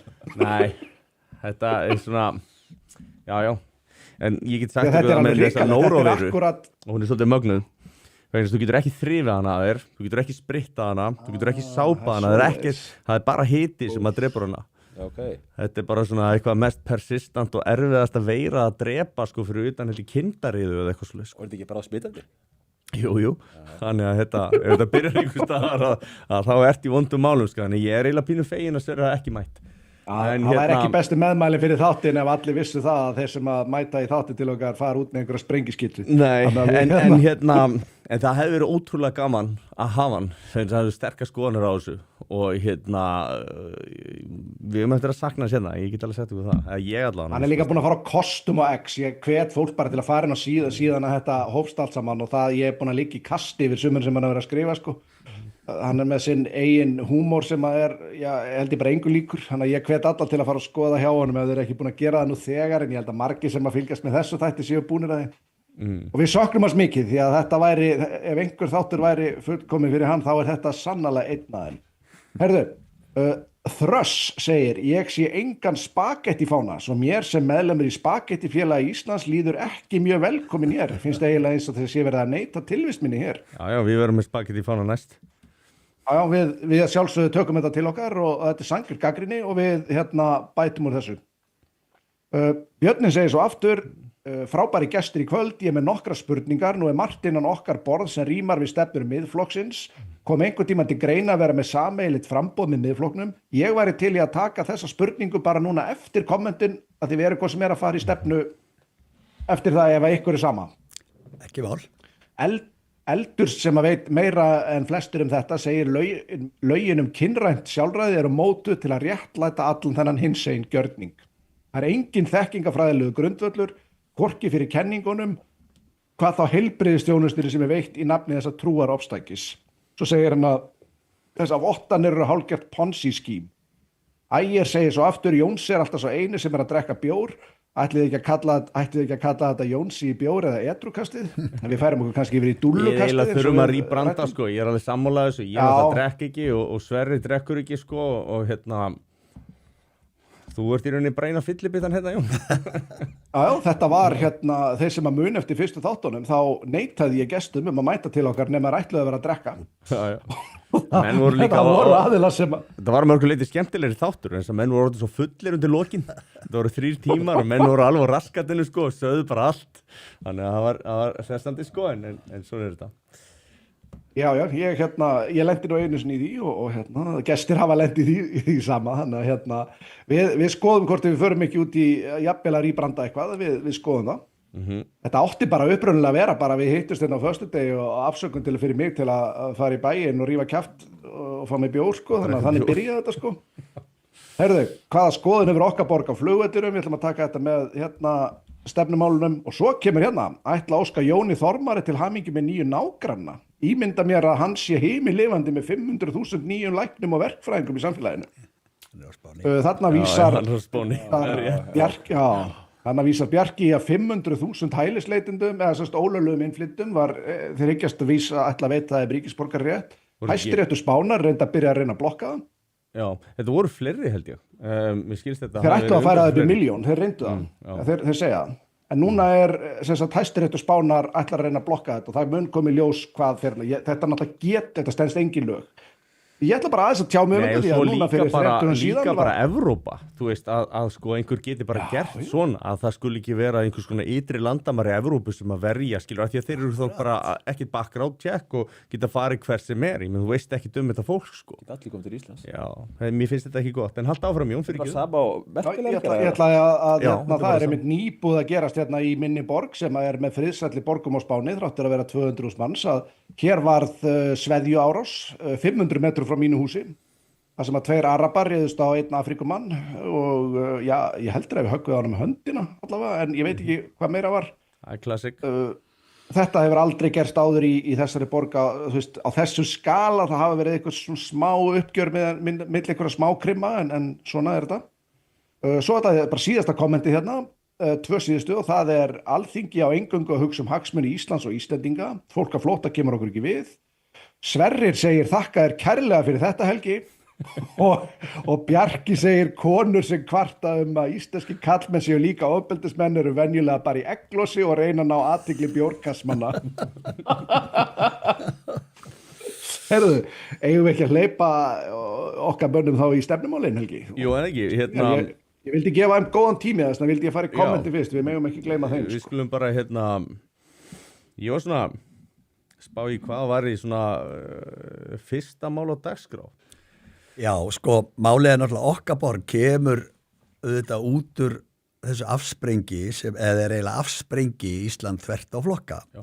Og svona í upphafi flokkuðu þetta svolítið okkar borg Ísland þvert á flokka, en sáum síðan að við þyrftum kannski að skilja aðeins að þetta á milli og við gerðum svona fyrsta málið okkar væri akkurat það hvernig getum við farið að því að sko vinna gegn þessum hælisleitendamálum sem eru bara og munu örugglega verða mun verri ef þetta heldur svona áfram og þá áttuðum við okkur á því að það eru samningar hjá sveitafélagunum við ríkið móttöku hælisleitenda og koma þeim fyrir og það var skrifaður 1800 manna samningur á sínum tíma svo bættu 300 hjá Reykjavík og annars líkt sko.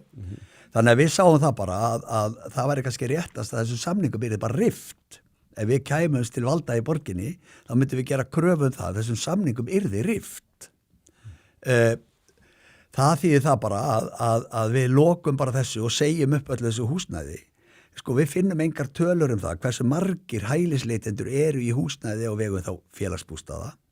En ef þú skoðar það bara þessi samningar eru 1800 plus 300, 2100 þetta eru 2100 mann segjum að þetta séu kannski 3 manna fjölskyldur eða eitthvað, sumir eru bara 2 sumir eru bara 1 já. Þannig að við erum örugglega að verða með 12-1400 íbúðir undir í þessu máli fyrir utan allt annað, en við komum aðeins inn á það seinna, þannig að við sáum einmitt að þetta væri kannski málið og ég held að þetta sé sterkasti punkturinn hjá einhverju sem hefur áhuga á því að taka á þessu málumynd í borginni. Það er bara að fara þessa leið. Því að hvar eigum við að taka á þessu annars? Því að það eru náttúrulega samningar í öllu sveitafélaginu er að kikna undan. Hvert myndi þetta fólk fara? Myndur bara segja þeim upp og ekki taka þá? Þetta er ábyrgð ríkisins. Ríki býður þessu fólki velkomi hingað. Já.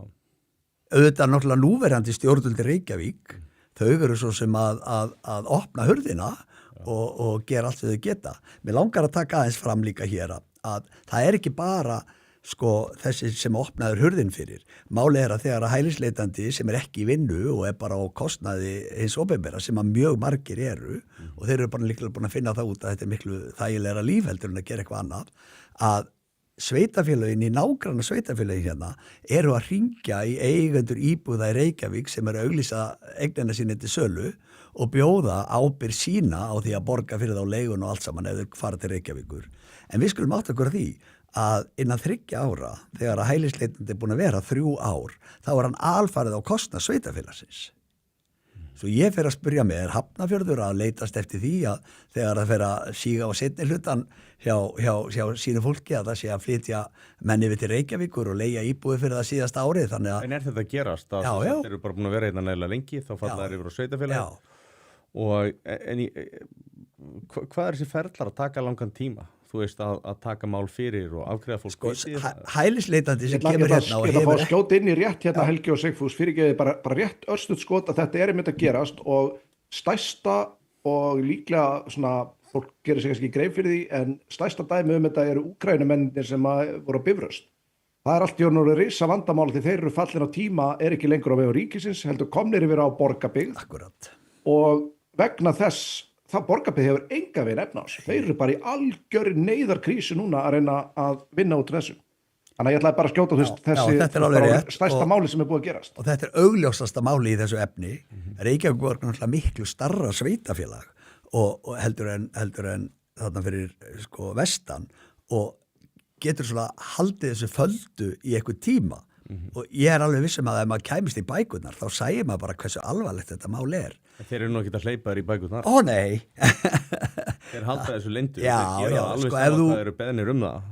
Ef þú ert að skoða ásreikningin þá sérðu ákveðið margar íbúðir og svona sko, ég meina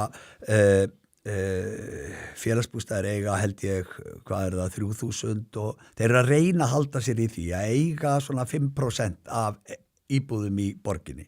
Ég heldur eigi 3.500 eða 4.200, það er eitthvað þar á milli. Land allt? Nei, bara í Reykjavík. Bara í Reykjavík? Já. Þetta er bara fyrirtæki við Reykjavíkur. Já. Ég er alveg vissum að það helmingurna sem íbúður með blokkeraðar útlendingum, en þeir eru ekkert allir í íbúðunum sínum eins og ég er búin að segja. Það eru mörg dæmi að þeir saminast í einn íbúð. Þetta fólk er vant að búa þröngt. Ég er ekkert að gera lítið úr því, en það er bara vant því og virðist geta að lifa þannig á vöktum og öðru slíku. Svo eru bara 3-4 í leigu svart til einhverja álöglegra aðila sem koma í gegnum samningana og annað slíkt eða læðast í gegnum landamærin eins og þúsundir gera. Já. Og það voru vitnað þessu einu sinni heima hjá félagi mínum. Það voru á sama stegagangi það voru tugir manna. Maður bara trúði ekki það var bara svona stöð flæðing og lögreglan alltaf að koma og hafa afskipti og ég náttúrulega veit ekki nákvæmlega hvað er hann í gangi en maður sá að þetta var flóttafólk, það er svona mjög augljóst hvort sem að það var á réttum forsendum eða ekki en það voru ábyggilega á annan tug sem voru kista. Það er alveg fullt að dæmi það, þetta fólk, það er bara sefur á vöktum í íbúðunum. Þú hefur það fyrir satt, þú veist það. Ég veit, ég er búin að heyra það frá mannum sko. Ég veit miklu meira en hann Geira heldur kannski líka maður getur sagt stundum því að það er stundum ekkert alltaf gott að segja alltaf mikið í einu en þetta er bara mjög alvarlegt þetta í borginni og ég skrifaði einhverja grein á þvert á flokka þar sem ég fór svona aðeins yfir þessa voltsendla sem eru hérna að ríða öllu út á suður og alltaf verða vitlaust út af og þá sendi maður mér bara þessa ofurgrein að í húsinu hans væru tugir voltsendla og löggan væri daglegu gestur og loksins hefði hún komið og hreinsað númerinn af flest öllu bílunum þá voru þetta allt stólin númer og eitthvað en ég fekk á mig að ég væri með kynþáttamisrétt í þessu bara. Ég væri bara ráðast á fólk sem síst skildi og eitthvað frá ákveðnum hóp. En gríðarlega stór hópur tók undir þetta og sagði bara, þetta er svona. En við vitum bara í þessar baráttu okkar í dag, við erum með ákveðin hóp sem hefur góðan aðgang, hann hefur góðan aðgang af fjölmiðlum, hann virðist hafa góðan aðgang að rithöfundum, hann hefur góðan aðgang að aðilum sem að koma þessu máli á framfæri. Og því miður er ákveðin hópur sem að þorir bara ekki fram og þorir ekki að segja skoðun sín á þessu. En hann læðist og skellir á mann einu skilabóðum og upplýsir. Það þannig kom... Ég er að lenda í svipuðum aðstæðum og Sigfús. Ég er að fá fólk sem að bara er búið að telur sig bara, það þorir ekki að opna á sig kjaftinn og það telur sig ekki að hafa neitt annað að leita heldur við tilmanns og þetta eru stundum upplýsingar sem að getur ekki komið á framfæri vegna þess að þetta eru það verður svo auðvelt að rekja þetta til þessara tilteknu persónur. Þetta eru aðilarinn að barnaverndar sem er að segja frá hræðilegu ástandi þar, það sé við að upplifa. Ég ætla að taka dæmi og ég ætla að fá aðeins hérna að þetta gæti verið 3 mínútna rant hérna. Það var grein Southport morðin sem eru einhver ógeðslegustu morð í sögu Bretlands. Þar var litið framhjá í 6 ár framhjá öllum risastóru rauðu flöggunum hennan morðingja vegna þess að skólastjórinn hans reyndi að vekja athygli á þessu, félagsráðgjafarnir hans reyndi að vekja athygli á þessu, þeir voru sussaði niður, það var ekki að risa úttekt á þessu núna, þetta er bara stjórnsýslu skýrsla eða hvað sem það heitir, kom út í Bretlandi, þar sem að var verið að þau voru bara þöggu niður af því að þau voru sökuð að stereotyping a black boy with a knife. þetta endar í því að maðurinn myrðir 3 ungar stelpur á dansnámskeiði á einhvern viðbjóðslegasta hátt sem til er. Ég las lýsingarnar á þessu og ég er ekki að ýkja, ég svaf ekki nóttina. Ég las þetta 10-11 kvöldið, ég svaf ekki nóttina lýsingarnar á viðbjóðinu sem gerist þarna. Við erum að sjá afleiðingarnar er ekki ennþá í neinu líkindi við þetta, en ég er til dæmis að fá frá fleiri en einum aðilann innan barnaverndar. Það sem eru mál, það sem að konur, af því að það starfa svo mikið að konum innan barnaverndar, það reyna í mestu, og ég lái þeim það ekki, við erum búin að sjá fyrirsagnar það eru aðilar að mæta heim til þeirra til að hóta þeim. Það reyna bara að forðast að skipta sér af ákveðnum málum, þangað til að hreinlega yfirmaðurinn skipari þá gera rétt nóg til að sjást að hreift hafi verið við því, að því þær eru skítrættar við afleiðingarnar af því að vera að skipta sér af ákveðnum hópum sem eru í þetta.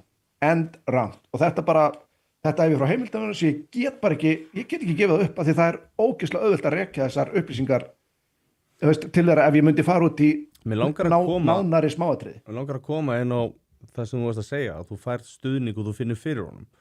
Og ég man eftir skoðanakönnun sem ég las frá Ísland þvert á flokka, það er nú orðið svolítið langt síðan og að gera, kannski síðast ári jafnvel.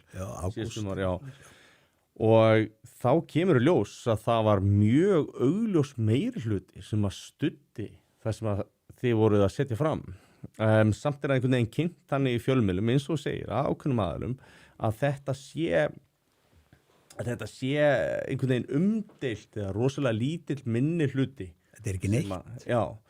En kemur svo í ljós að það voru, það var nánast rússnesk kosning með því að minnka flæðin í landið. Já, þetta voru tölur frá 63% upp í 82%. Já. Eftir því hvað var spurt en þetta var allt í sambandi við hælisleitendur og straum til landsins.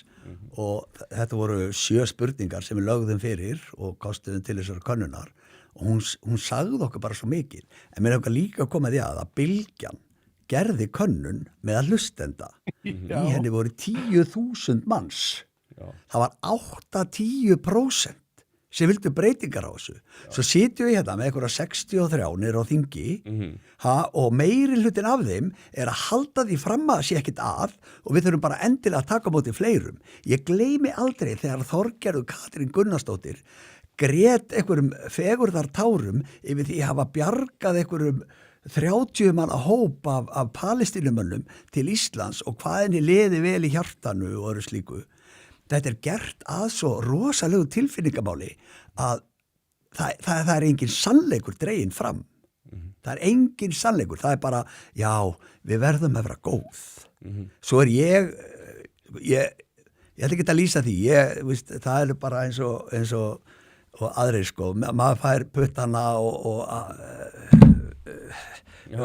putta, fingurinn hálsinn og allt það. En það er bara ekki málið.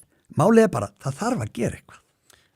Já, ég hef skilgreint stundum þessa vókstefnu sem í rauninni svona skammtíma fróun á tilfinningum fram yfir það sem að væri kallað á ensku delayed gratification.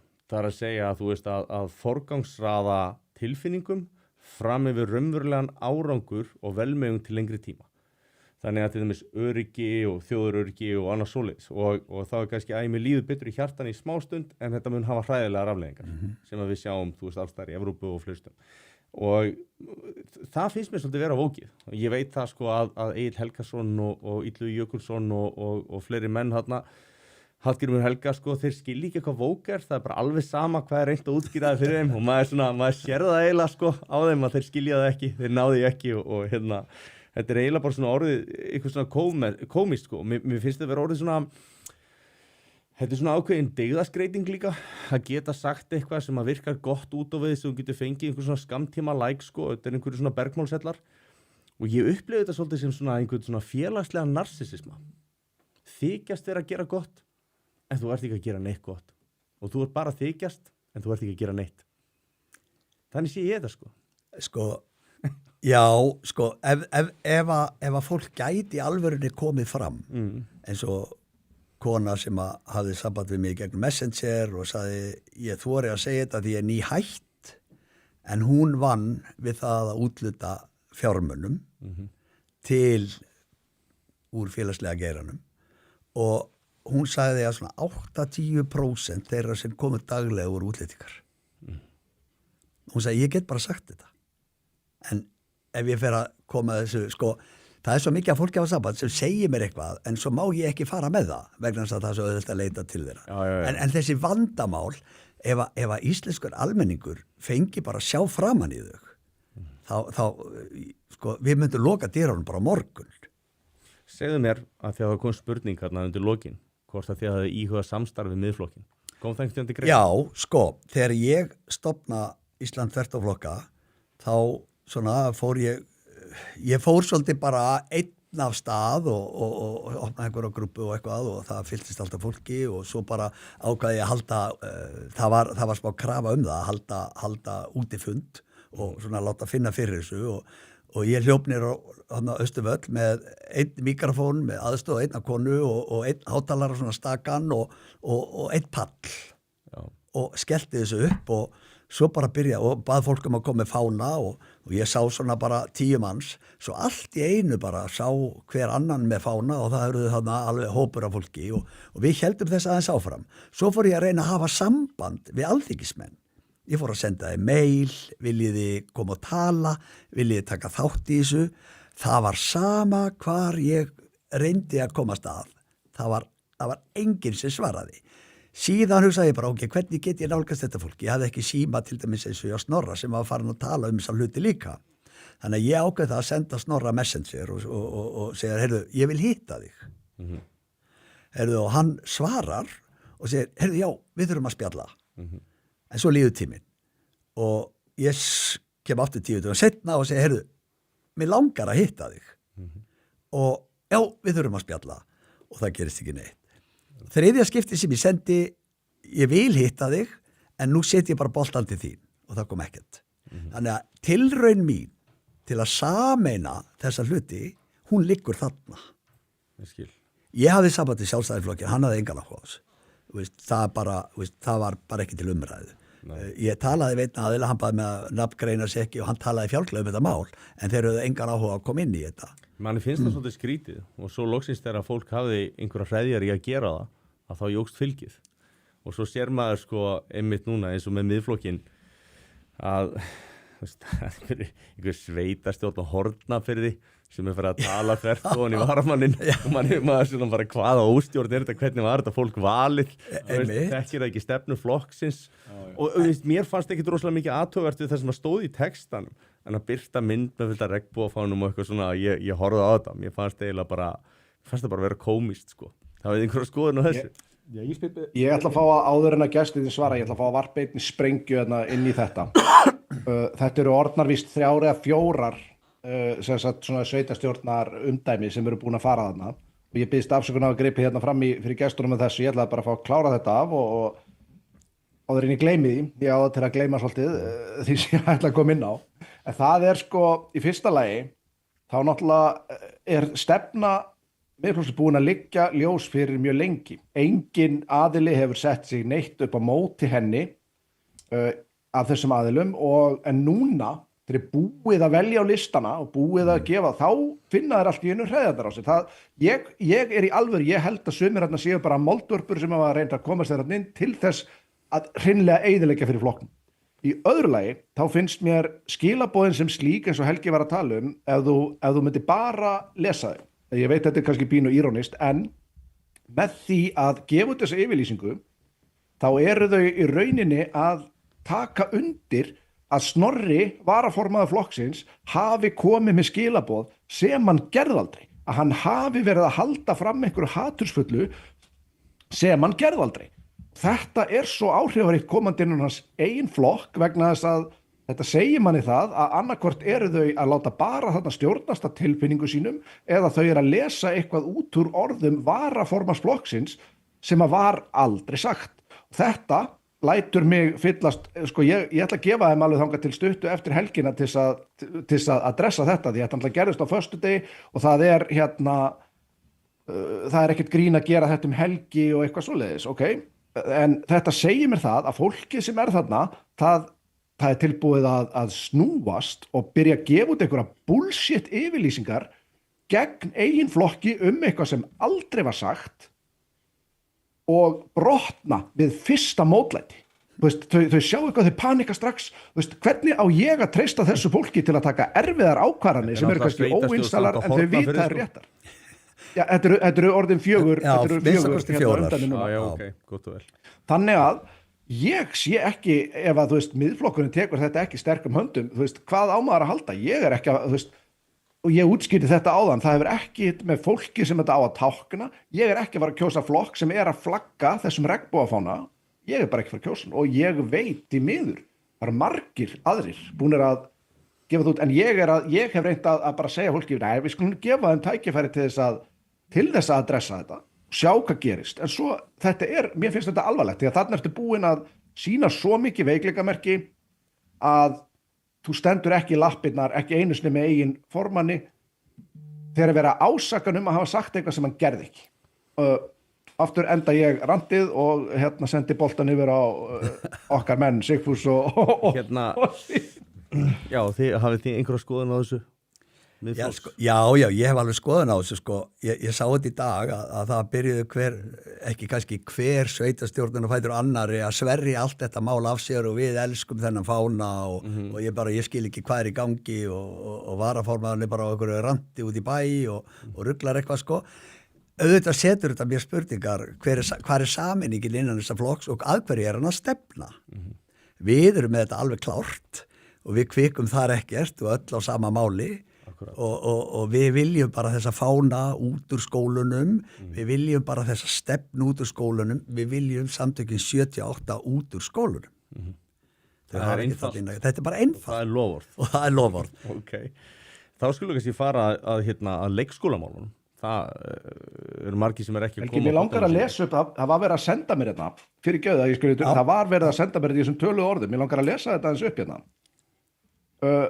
það var verið að segja að þetta er yfirlýsing frá samkynhneigðum manni og hann setur ég er samkynhneigður, ég hef aldrei lent í því að vera mismunað af miðflokksmönnum, nokkrum sinnum hefur mér hins vegar verið mismunað af hinsegin fólki og bandamönnum þess og ég er langt frá því svo eini sem hefur lent í því. Þetta er ekki frá eldi. Í mörg ár þá þótti mér vænt regnbogafánan en hreyfingin á bakveðan hefur breyst síðan þá og reynda fánin sjálfur líka. Þessi fáni stendur ekki bara fyrir einhver umburðarlyndi gagnvart samkynhneigðum heldur ákveðna hugmyndafræði sem kallast hinseginleiki. Hann boðar menningarbyltingu þar sem sífellt er verið að breyta merkingu orða og færa öll mörk. Í frjálsu landi geta auðvitað þeir sem aðhyllast slíkt fyllt hinseginleikunum í því en það er hins vegar ekki ósanngjörn krafa að leik og grunnskóla séu hlutlausir þegar kemur að slíkum hugmyndum. Í mínum huga þá stendur regnbogafáni núna fyrst og fremst fyrir ofríki, hjarðhegðun landsmanna síðustu 2 daga, þessi fyrirtæki, stofnanir, pólitíkusar og frægt fólk hefur keppst við að æla regnbogalitum yfir samfélagsmiðla er ágætis staðfesting á því. Já, mér langaði bara að lesa þetta upp að því við vorum að fara að skipta umræðuefni. Afsakaðu truflunina. Ég get alveg tekið undir þetta. En við vorum svolítið búin að tæma þetta mál og mér langaði að koma að þess að leikskólamál. Það var margir sem átt erfitt með að koma börnunum sínum á leikskóla og manni hefur þótt svona sérstaklega í Reykjavík og reyndar nærliggjandi sveitafélögum að það hafi verið svona forgangsröðun á öllu öðru heldur en einhvern veginn einmitt leikskólamálum og svona bara svona algjörum svona basic þörfum sem að fólk þarf að hafa í lagi til þess að geta farið í vinnuna og til þess að geta stunda sitt. Hvað standið þið þarna? Sko, ég er náttúrulega, mér þykir alltaf vænt leikskóla og mér þykir mjög vænt börn og sko, þegar ég held að, ég veit ekki alveg, ég er náttúrulega fylgist mikið með barnabætunum mínum, ég sækið á leikskólan og það er mikið af mínu fyrirhverfandi starfsfólki og öðru slíku sem ég er að hitta fyrir og skólafélögum og öðru slíku og ég held að þetta fólk sé alltaf að reyna að vinna svakalega góða vinnu. Málið er bara, ég held að það sé, þetta er bara svo naumt skammtað, sko. Ef við ætluðum að gera þetta kerfi af einhverju viti, þá hefðum við ekki keypt til dæmis í Reykjavíkurborg á sínum tíma, þá hefði ekki verið keypt eitthvað hús sem kallast í dag Brákaborg, sem búið að kosta 3,6 milljarða. Wow. Í Ölfusi var byggður leikskóli daginn og opnaði með stæl á rúma ári og hann er reynda fyrir 80 börn en ekki 100 eins og Brákaborg, en hann kostaði 700 milljónir. Þannig að það getur hver sem er tekið upp tölvuna eða bara puttana og reiknabítu var hægt að fá rúma 4 leikskóla fyrir þessa vitleysu. En hugmyndið þegar þessi fólki var svo að kaupa 700 milljón króna hús. 700 milljónir og fara að breyta því fyrir leikskóla. Þú veist, allt svona, þetta er bara other people's money, mér skiptir einhver máli, ég ætla bara að búa til eitthvað svakalega flott og glæsilegt en ég held að ég myndi endilega vilja kafa ofan í þetta mál ef ég kæmist inn opna rannsókn. og sjá hvað er í gangi, opna rannsókn því að mér finnst þetta mál lykta svakalega. Myndirðu skoða að opna rannsókn líka á þessum svona flóttamanna iðnaði með að tala á þann veg? Algjörlega. Já. Algjörlega. Það þarf að skoða þetta í kjölinn. Þarna eru tugir manna og við hefum átt okkur því hjá Reykjavíkurborg vinna tugir manna við það eitt að sinna þessum hóp. Manni finnst líka bara eitthvað skrítið við það að í öllu góðarinu sem að var ósleist þá bara stöfluðust upp skuldirnar hjá Reykjavíkurborg. Og alltaf að vera að reyna að breyta bókhaldinu og vera að nota ykkur tricks og eitthvað svona og þú veist, jú, eignir jukust verulega í verði þannig að það svona Færðar inn í bókhaldið. Já, voru færðar inn í bókhaldið þannig að það svona virkaði eins og þið skulduðu minna. Og svo var náttúrulega draumabarnið, Orkuveitan, hún er náttúrulega bara notuð sem dæla inn í bókhald Reykjavíkurborgar til þess að bæta úr því og annað slíkt sem að þýðir það að eins og áramótin þá hækkuðu grunn hitaveitugjaldið 50% á þess að mann almennt borgar búið að tækja eftir því sko, en þetta er ekki smá peningar þegar þú fer að skoða það, já ok, til þess að ég geti greitt þetta hallari þetta niður frá þá þarf ég að borga náttúrulega bara herri rafmagn, herri hitaveitu og annað slíkt sko. Mér finnst sko... Ég ætla að dundra hérna einn smá name shame líka sko, því að ég veit að hann hætti að nýlega vegna veikinda, en það er ekki langt síðan að Magnús Nordahl satt í velferðarráði fyrir Pírata. Hann var að mala gull á samt sínum meðeigundum í eitthvað Narfi og Silva, eitthvað lögfræðistofunni. Ég veit að í maí í fyrra voru þeir búin að fá 7 milljónir á mánuði frá ríkinu. Þetta er maður sem situr í velferðarráði Reykjavíkur og ég veit að MBL var búið að senda inn fyrirspurn og Sjálfstæðisflokkurinn búin að rauninni koma með einhvers konar hvort hann væri hæfur, Píratar töldan hæfan. Þetta er maður sem er bara í rauninni, þetta er hann í gullinni stöðu til þess að bara moka undir raskati á sjálfu sér. Já. Hvaða bílun er þetta? Já. 7 milljónir fyrir hvað? Frá utanríkisráðuneytinu fyrirgeðu. Ég gleymdi að segja, það er fyrir að sinna svona málum. Já. Og það lítur út fyrir þegar ég skoðaði reikningana, já, þetta Excel-skjali, en það er bara fram að maí fyrra, ég er svo latur að fylgja hlutum eftir. Það er þannig að sem sagt, það er alveg frægt í þessum bransa að menn sé að skrá á minni, einhver á hlutafélag þarna sem er í einhverju stofu, það er skráð til þess að dreifa svolítið svona þannig að það líti ekki út. Þeir hafa annarkvort verið að dreifa minna eða þá bara svona ógeðslega mikill peningur að koma inn, þannig að þeir geti ekki dreift í meira. En það voru 7 milljónir á mánuði að koma frá utanríkisráðinu til þessara lögfræðistofu. Þetta eru opnar tölur, það getur hver sem er sannreynt þetta. En þú væri til í að opna... Ég tel að bara verða að gera það gagnvart fólkin í borginni. Ég held að, þetta er ekki flókimál, þetta er einfalt mál, en ef þú vilt ekki gera það, þá er eitthvað sem þú heldur að sé að þú vilt ekki láta sjá það. Maður upplifa svolítið þannig. Það er eitthvað að. Það er alveg ljóst. Og sama sko þegar menn er að sækja í upplýsingar og biðja að einhverjar upplýsingar séu opinberaðar og þegar það er ekki gert eða þú veist að það er svona, borið fyrir sig einhver vittleysa eins og það með ekki sína sko hverjir er að leigja íbúðurnar eða eitthvað svona sko eins og ég veit að það var gert og búið að strika yfir það, þá fyrir maður að býta hvað er verið að fela af því að þetta er ekki persónuverndar atriði sko og þetta fel einhvern skít finnst mér sko ég upplifa þannig, ég er ekki að staðhæfa það en maður upplifa það þannig og það verðist að gera það verðist að komast upp viðsvegar, þú veist annars þar leikskólamálin já Sko, mér langar aðeins það eru hugmyndir hjá fólki að laga þessi leikmál, allir flokkar. Ég er nú búin að sitja á oddvitafundum undanfarið og hlusta á þessar lofræður þess fólk sem að nú þegar situr í þessari Reykjavíkurborgarstjórn.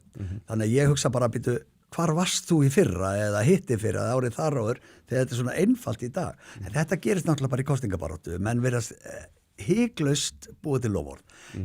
Ég er ekki hrifinn af lofvörði miðflokksins að það fara að greiða fólki peninga heim 250.000 á mánuði fyrir að halda barninu heima því að þeir sem að myndu sækjast í þær greiðslur, þeir eru sérstaklega þeir sem þyrftu að koma börnunum sínum á leikskóla.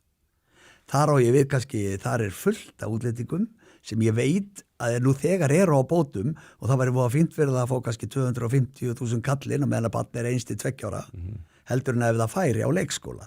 En ég held að það sé hægt að leysa þessi leikskólamál á allt annan hátt. Að tala þetta módel núna sem að verðlauna fólk fyrir að vera með barni í 36 klukkustundir, þetta alveg fáránlegt. Þetta er bara galið. Þegar ég sá leikskóla þá, fyrsti leikskóli sem ég stjórnaði, hann var 1,5 ára eða eitthvað, hann var opinn frá 7:30 á mótnana til 6:30 á kvöldin. En börnin voru ekkert frá 7:30 á mótnana til 6:30 á kvöldin. Það var bara verið að sinna þeim tíma sem að foreldrar þurftu, 8,5 tími á barn, sum börn voru uppi til 9 tíma sem er bara langt, en 8 til 8,5 tíma er ekkert óeðlilegt að barni sé á leikskóla. Hvernig á foreldrar að komast á milli vinnustala? Þetta bara með að vera Reykjavíkurborg, það sem er 36 klukkustunda vinnuvika. En ég held að þetta sé með einfalt. Við þurfum bara að ráða þess öðruvísi inn á leikskólana. Við þurfum að eðlilega láta örlítið meiri peninga, en á endanum verður kerfið ódýrara.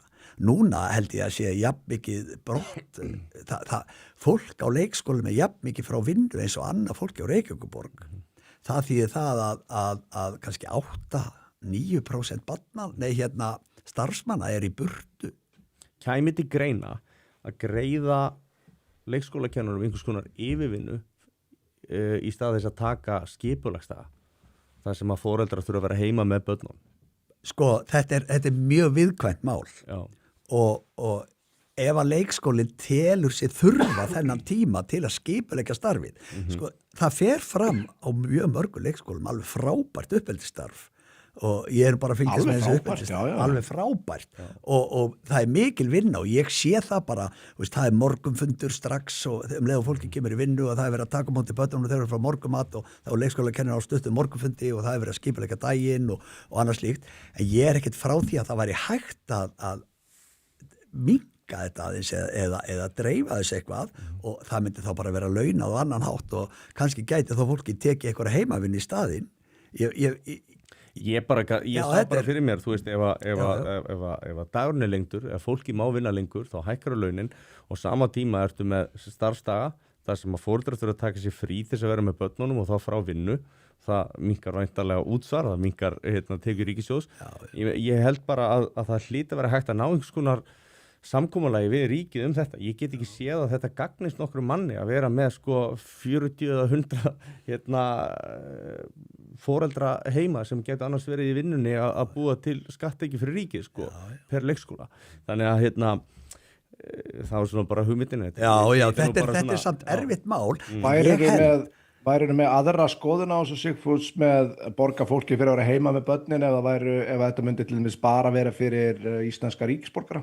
Nei, ég held að börn, allar rannsóknir sem gerðar hafa verið á Norðurlöndum segja bara að barn sem er á leikskóla, það kemur miklu sterkara í skólan.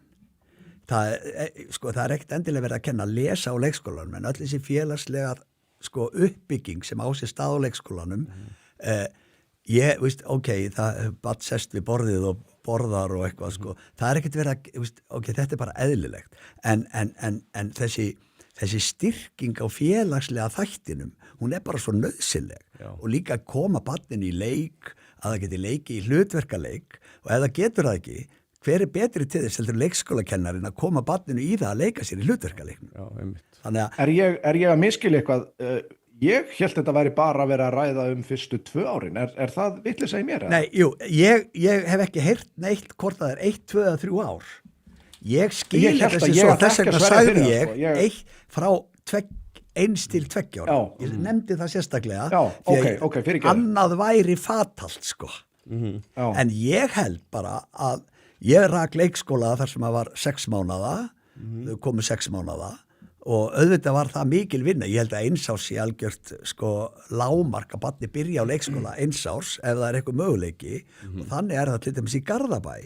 En þeir hafa gert það þannig að ef það verður eitthvað fall á því og barni er halva mánu meira heima eða eitthvað, þeir hafa sendt foreldrunum greiðslu fyrir það. Já. En það, ég heyri það á foreldrum, þeir vilja barni fara á leikskóla. Þess vegna segi ég hef bara óttast að ef svona peningagreiðslur koma, að þá sjáu fólk sér hag í því að halda barninu heima. Það er þú bara... getur rétt ímynda kannski, ef að segja öryrki, 3 börn. Já. Ég meina þetta bara orðið 700 þetta eru stóri peningar Þetta ekki smá. og við vitum það að við þurfum ekki að skafa af því að ákveðinu hópar erlendra aðila, þeir eru með mikið af börnum. Ég meina, ég rakst á hóp foreldra með 6 stykki, þau voru örgulega bara, ég held að það hefur bara verið frá 6 ára niður úr, sko. Þannig að auðvitað er þetta miklu peningar sem fær í þetta líka. En ég sé bara ekki að þetta þurfa að vera broddurinn í leikskólastarfinu. Nei.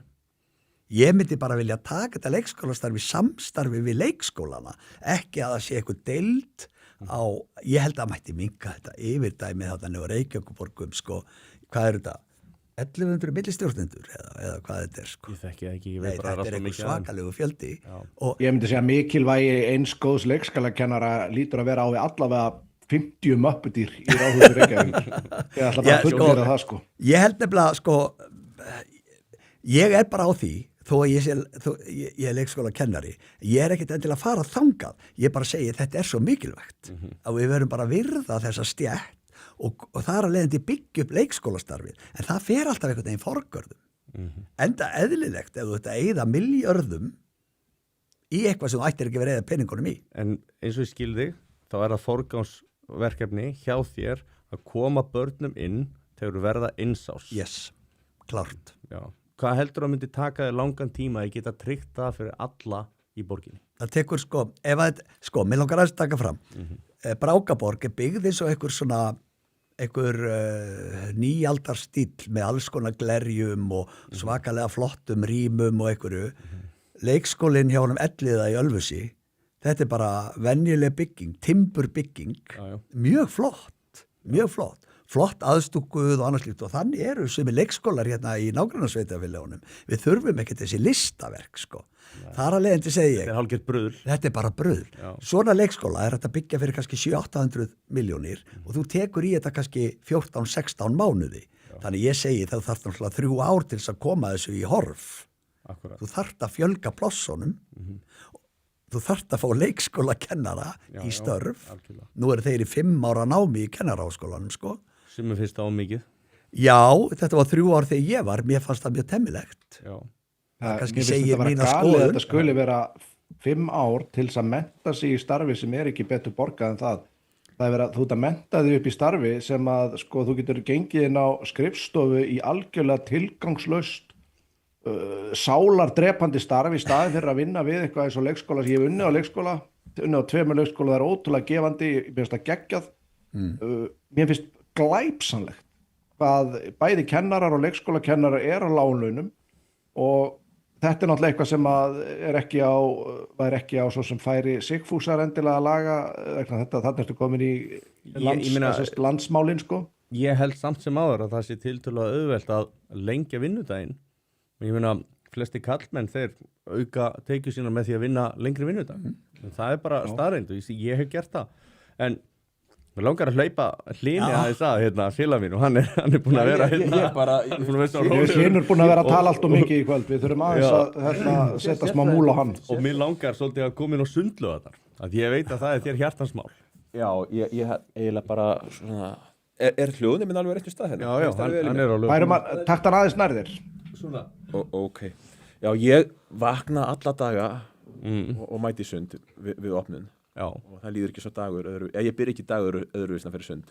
Sundlaugar eru mér hugleiknar og hérna þegar Sigfús önglaði mig inn í okkar borg þá sagði ég að þeir verið með því stílir ég mætti tala sundlaugarnar.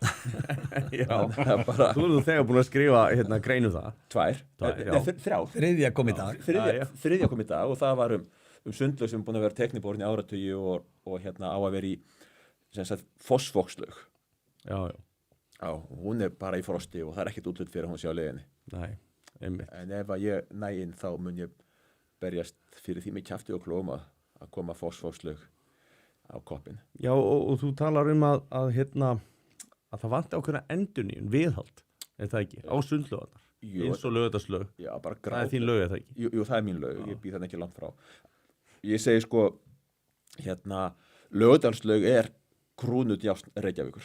Já, og þarna sko er svona mekka heilsuræktar í dag. Ég myndi segja að þetta er svona fjölfarnasta mannlífstorg í Reykjavík, örugglega að rúlla fleiri þetta í gegnum World Class og sundlaugarnar heldur nörglega gegnum Kringluna. Ég held að þessi lög væri miklu meira notuð af með þeim sem að fara í heilsurækt í World Class ef að hún var í betra standi þessi lög sko. Þetta er frábær sem sagt tenging World Class og sundlaug eða heilsurækt og sundlaug. Það er í sammálegar. Þetta er frábæra auglýsing reynda fyrir World Class. Ég rukka Bjössum þetta setna. Já, þetta er bara sem heilsuefling fyrir Borgarbúa, þá er þetta frábært. En það er rosalega grátlegt að sjá, þú veist, lesa greinar það að stúkan sé ónýt, hún er að hruni komin og þessi sko nýja byggingin, það sem að búningsklefarnir eru, hún er bara hribleg.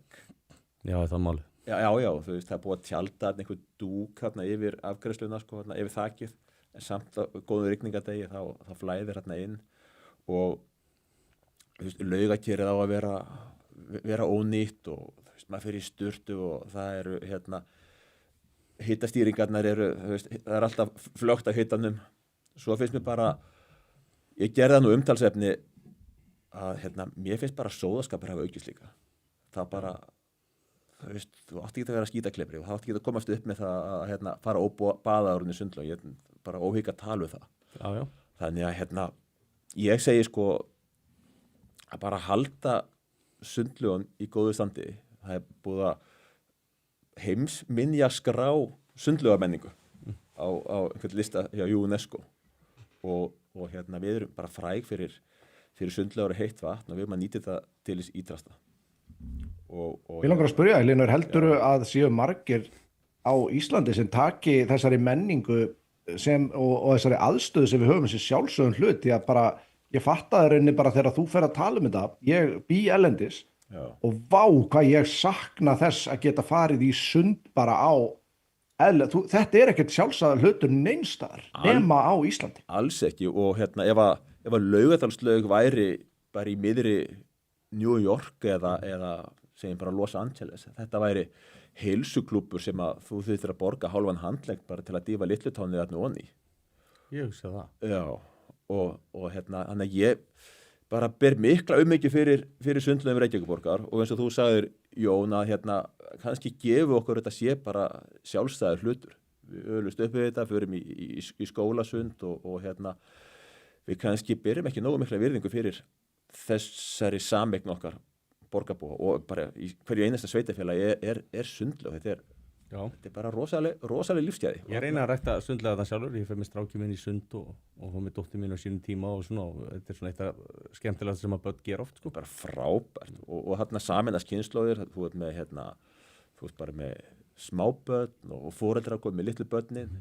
Það er bara eiginlega bara blautu móðukviði, farið ungbarnasund. Já, ég hef farið með mín bara Já, og þarna hittur Mér finnst þetta að vera fullkomun dæmi eitthvað sem enginn veit hvað átt hefur fyrr en mist hefur, sko, því að sko, flottasta lögin hér sem er innilögin hérna, það eru nokkra sem eru bara opnar yfir sumatíman.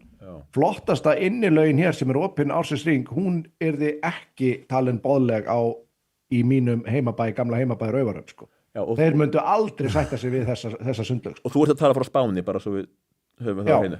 Já, ég hef farið í sundlaugur í Englandi, þú veist, þær eru bara ógeðslegar. Ég var eitt sumar í Bristol, ég var bara ungu maður og hérna, mér langaði svo að fara í sund, það var bara sólríkur dagur með að benda á einhverja sundlaug í fóðratna og það var einhver ein köld sturta og fólki fóðratna voni, þú veist, óbaðað og þetta var bara algjör viðbjóður. Ég bara sneri við eftir kortur og fór, þannig að þá sá maður hvað maður hefur rosalega mikið lífsgæði í hérna, sundlaugum sem er bara, held ég, bara rekja fyrir einsa sveitafélagi á Íslandi. Ég fór í Noregi, sko, ég gleymi þess aldrei að var svona þykk fituskán við svona þess það sem að vatnið er og svona olíubrák á vatninu einmitt vegna þess að fólk er að fara þarna onni og baða, en Sigfús, ég átt að tilkynna þér sérstaklega skilaboðin sem ég las upp á það, hún sendi mér hún Elsa sem að þú þekkir víst vel, sem að sér eitthvað fyrir ykkur. Okay. En mér finnst þetta algjörlega frábær punktur hjá Linu sem ég bara hafði ekki gert mér einu sinni, svona, ég hafði ekki hugsað út í hvað hann er mikilvægur fyrir en að maður er búin að missa þetta. Já. Mér langar svo, að því að ég er búin að fá að tala svo lítið Hlinur, að það var ég aðeins að tala vera. Sko, ég er svona sundmenningakall líka, ég byrjaði í Grafhólslaug daginn sem hún opnaði Já. og var þar í 20 og eitthvað ár á hverjum degi og svo laug í frábæru viðhaldi, það verður bara að segjast, hún lítur mjög vel út, hún fengið frábæra þjónustu og annars líkt og það mjög duglegt fólk þar. Síðan flutti ég niður í bæ og ég fór að fara í laugina Hans Lins og ég þurfti virkilega að hafa fyrir því að láta mig hafa það að vera í þessari laug því að munurinn var svo mikill. Já. Viðhaldinu, sko, ég ekki að deila á starfsfólkið. Það eflaust gerir sitt besta en það ákveðnir þættir í fari starfsfólksins sem þyrft að batna. En laugin bara ekki neinu viðhaldi og ég tók það ráð að það sendi maður mér myndband af útiklefunum í þessari laug þegar hann fór á bakvið á eftir að hann var búinn í sundi. Ég hef bara aldrei séð að þetta skuli viðgangast að þetta sé í miðri Reykjavík og þetta drottning sundlaugana sko. Já. En vandamáli ef við svona rétt Hlynur sagði því sko að það væri sóðaskapur sko þetta eina laugin held ég á Íslandi sem að stendur undir sér. Já, okay. Það svo gríðalegu fjöldi á útlendingum sem kemur þarna. Þeir horfa á ryðguð járn í búningsklefunum, þeir horfa í sturtuklefunum með eitthvað svona rauð bönd utanum af því að það ekki hægt að dæla úr dælunum því að það ónýttur að standa sturtubrúsar á gólfinu og þú þarft að fara og pumpa það og annars líkt sápuskaptararnir og ekki nóg með það.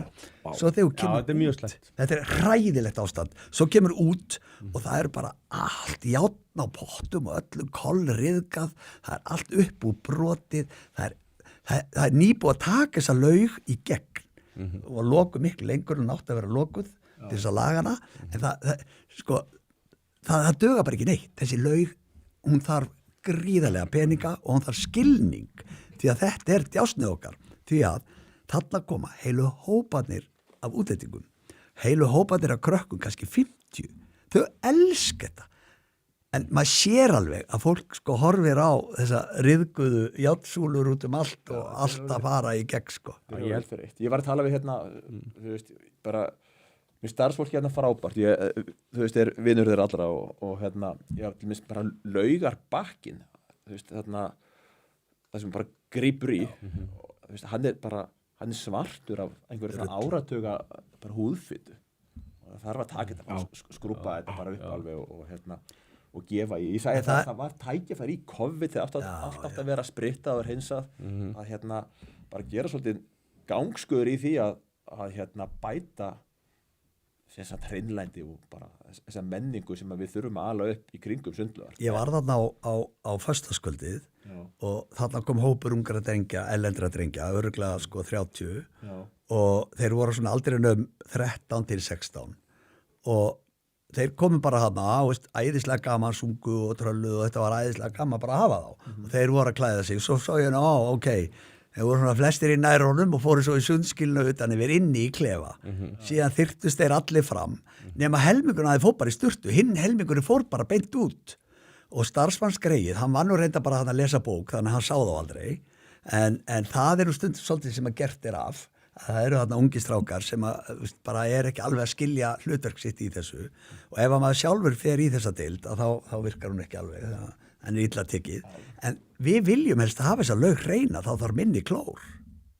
Já, það góð punktur. Já, bara betri vaskgæði. Akkur ekki ráðin einhver hestmassaður eins og Helgi eða sjára á hann Jóa sem á tökkunum hjá einhver svona hestmassaður bara sem er óhræddur við að segja mönnum bara drullast úr skílunni eða drullast sér heim.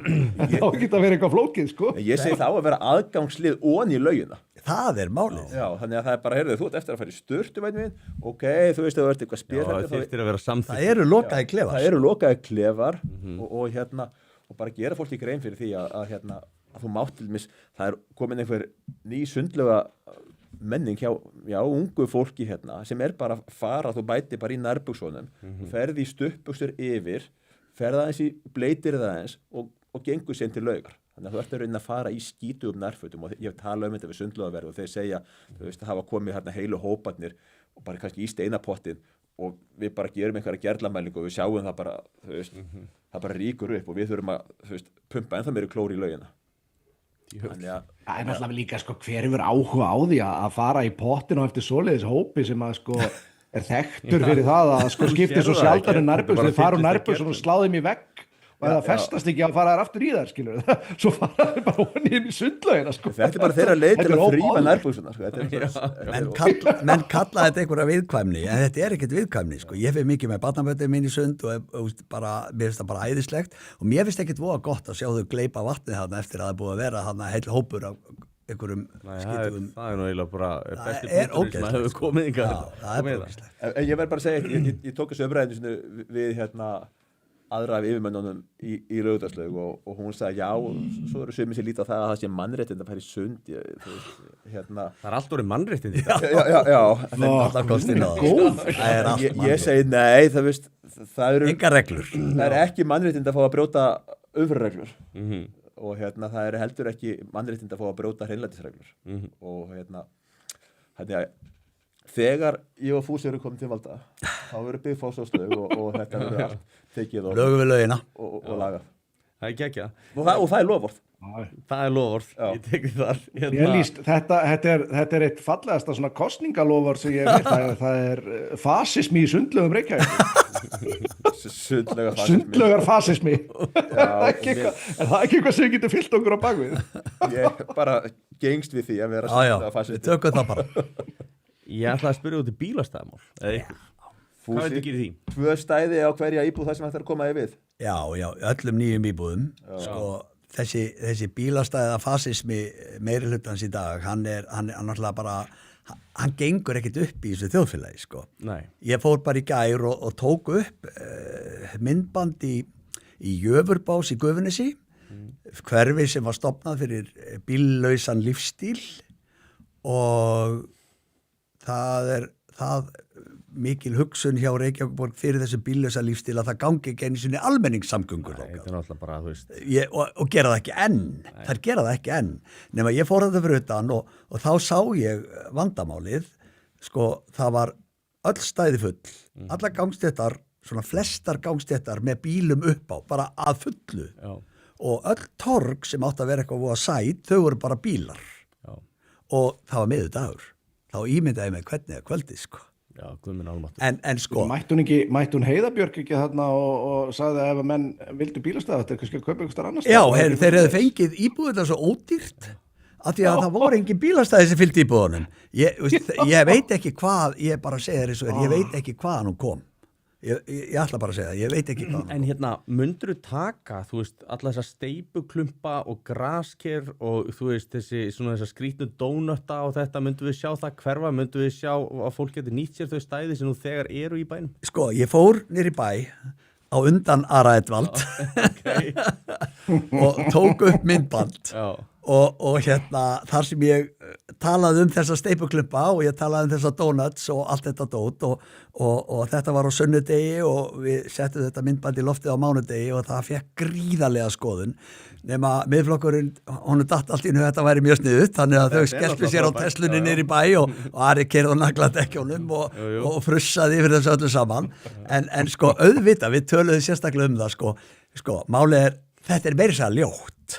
Þetta er bara meira segja ljótt og vera með einhverja sundlaugur út á landi og auglýsingaskiltum í bílastæði Reykjavík ég sá sem að lét sér þetta og ég held að hann ættir bara að fara að leggja sig.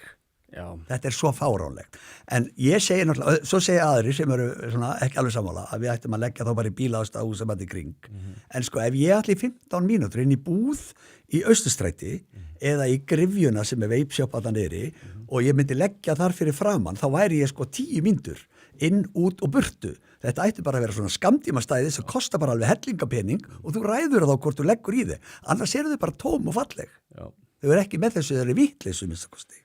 Nei, ég held að þetta hljóti sko að draga úr ferðunir í bæ og líka maður bara, ég hef farið, kannski ég var að fara út að borða það helgi og ég lenti í vesinni, jafnvel þú þessu bílastæðahús, þau hafa verið full svona allan í næsta nágrunni, þannig að mér finnst ekki vera eitthvað svona óbóðslega greitt aðgengi að bílastæðum eins og margt vel að halda fram. En í beinu framhald af þessu að 2 stæðum per íbúð, þá kemur kannski spurningi með lóðaframboð. Viltu þétta byggð eða viltu bara leyfa fólki að búa þar sem það vill búa í úthverfum mánuð? Ég er til dæmis svona úthverfaplebbi. Ég ólst upp í Árbænum og mér fannst það bara mjög fínt sko og ég hefði aldrei viljað alast upp í miðbænum sem dæmi eða einhverju svona rosa þéttu hverfi. Hræðilega örlög til þess að alast upp á Laugavegi. Já, Ég heyrði einu það sinni þú eða? Nei, ég bara heyrði einu sinni vinnu mínu, sko, hann flutti í burtu þegar sonur hans 10 ára var ekki búinn að læra að hjóla. Ég hérna, Fara út að hjóla henni og löga við. þetta er með mjög mikilvægt mál því að sko ég er að þeirri kynslu þar sem að maður fór niður á Reykjavíkurborg og Stella hétt kona sem að þar vann og svona stjórnaði miklu og maður bankaði bara í borðið og fekk að sjá lóðalistan og mér líst vel á þessa, ég ætla alveg samt að velja hana en má ég fara með gröfuðar inn í nótt og aðeins að gákaði djúft og svo sagði maður, ég vil hann ekki, ég vil næstu. En skilur, svo byggðum maður bara húsi fyrir fjölskylduna og þetta var bara svoleiðis og það voru engin höft. Maður samdi við einhverja að kalla sko þú fékkst lóð og þú borgaði 10% út og fyrst 90% af víxli þannig að þú varst búin að koma húsinu upp og fá þitt lán eða hvað þú þurftir og annað slíkt. Var lóðin dýr eða ódýr? Nei, kostaði ekki neitt. Þetta var bara ekki neitt. Þetta var bara hilluvara eins og lóðir eiga að vera. Þú átt bara að geta farið í þína borg eða þinn bæ og sagt, heyrðu, mér langar að byggja hús. Og síðan kemur þetta HMS-dæmi sem við getum ekki verið að fara út í hér. En sko þétting byggðar er einhver mestu mistök sem við höfum búið til. Ég er nú búin að fara þessa staði þar sem að þéttingin er mest og ég bý á einu stað þar sem væri léttilega núna. Það er á gatnamótum Safamýrar og Háaritsbrautar. Það er Bjargfélagið hérna sem er í óhagnaða drifið búið að fekk lóð og það er ístaka reisa stórt hús og það hús er það nálægt gatnamótunum að þeir sem munu flytja inn á fyrstu hæðina þeir geta auðveldlega að stopna bara sko bílaþvottastöð með því að rétta bara hendir út úr gluggan og halda svampinum á meðan bíllinn keyrir framhjá. Það er svo þröng. Eða minnst okkur bóði fólkinu kaffi í strætóskýlinu sem er að nopara þarna eftir á bíl eftir strætó. Þannig að þetta býður svona upp á þjónusta nærliggjandi umferð. En ég segi bara 2 stæð og íbúð og við eigum að byggja lágreksta byggð. Við eigum sko það er rosalega djúpt að fara í öll þessi svæði sem að nú er þegar búið að áætla að skipuleggja. En mér langar að taka 2. Sko, það er reitur sem heitir M22 upp í Ólafsárdal og hann er kallaður oft Hallar og hann er Suðurland. Það snýr svona suðvestur. Og það er svona cirka 70 hektarar á stærð. Þarna var hugsunin að byggja 600 íbúðir. Fyrst var hugsunin að hafa þetta sem einhver atvinnukverfi, það var strókað út og byggja 600 íbúðir. Allt í einu fá þær Stöllur, Halla og hún hérna Heiða og Inga Sæland hugmyndum að halda blaðamannafund og kynna þar 4.000 íbúðir á þessum hekturum. 4.000. Og ef við horfum bara á svona staði, og ekki fyrir það, það er skógur aðeins á bakvið Úlfarsárdalsbyggðina, þar ætlaði að ryðja skóginn og bæta við 17 hekturum og í heildina eiga þetta enda í 10.000 íbúðum, segir Inga Sæland sem ég vissi ekki að væri nýji borgarstjórinn en eitthvað finnst mér það að vera skrítið. En ef ég skoða þetta mál og ber þetta saman við eitthvað, þá eru þessar 10.000 íbúðurinnar Ingu Sæland og Heiðu, þær eru cirka að gera svona 110 íbúðir á hektara. 110 íbúðir og haldið ykkur fast Breiðholt 15 íbúðir á hektara. 110 á móti 15. Þetta er svo þétt. Já, það er helviti þétt. Sko, svo langar mig að segja Inga Sæland sem ákvað þessar 10.000 íbúðir einhvern veginn vegna að hún er nýbúin að koma í gegn reglugerð sko ljós í íbúðum, birtu. Já. Sú reglugerð aðmeskilst eigi að koma fram í sumar. Þá, ég skil ekki, það fer bara ekki saman sko hljóð og mynd í þessu þéttingar hugmyndum. En svo er annar land sem heitir Keldnaholt. Þar á að byggja verulega fjölda íbúðum án bílastæða. Já. Bílastæðin verða í bílastæðahúsum sem að verða hér og þar í hverfinu og þá aldrei að vera lengra heimdíðin heldur cirka 600 metrar. Úr húsinu. Úr bílastæðahúsinu. Þannig að þegar þú kemur heim, einstæðamóðirinn, með börnin 2 sem hún fara að sækja á leikskólan aðeins á undan vegna þess að sko það er 36 klukkustunda vinnuvika og hún drífur sig heim í öskrandi bíl og hörmungum og hún á heima í 600 metra fjarlægð en hún fór í búina líka hún þarf að velja á milli þessa sko,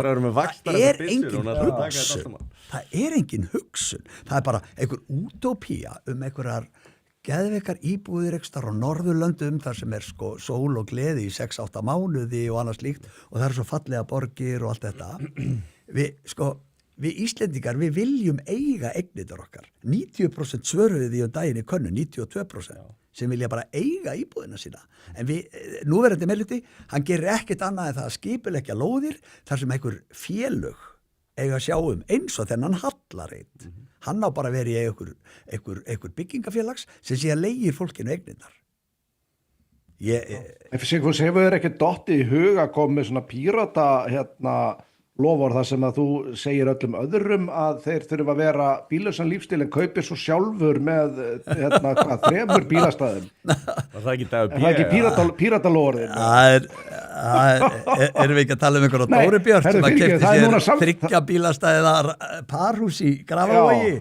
En fyrir ekki að ég er náttúrulega rugglast, það er núna samfylkingalofar. Hún er farin í samfylkinga. Sko, þetta er bara miklu alvarlegra mál heldur en svo að fara að hefja þennan leik. En hann er allur tvinnaður saman við hugðarefni þessa fólk sem er borgarlína. Já.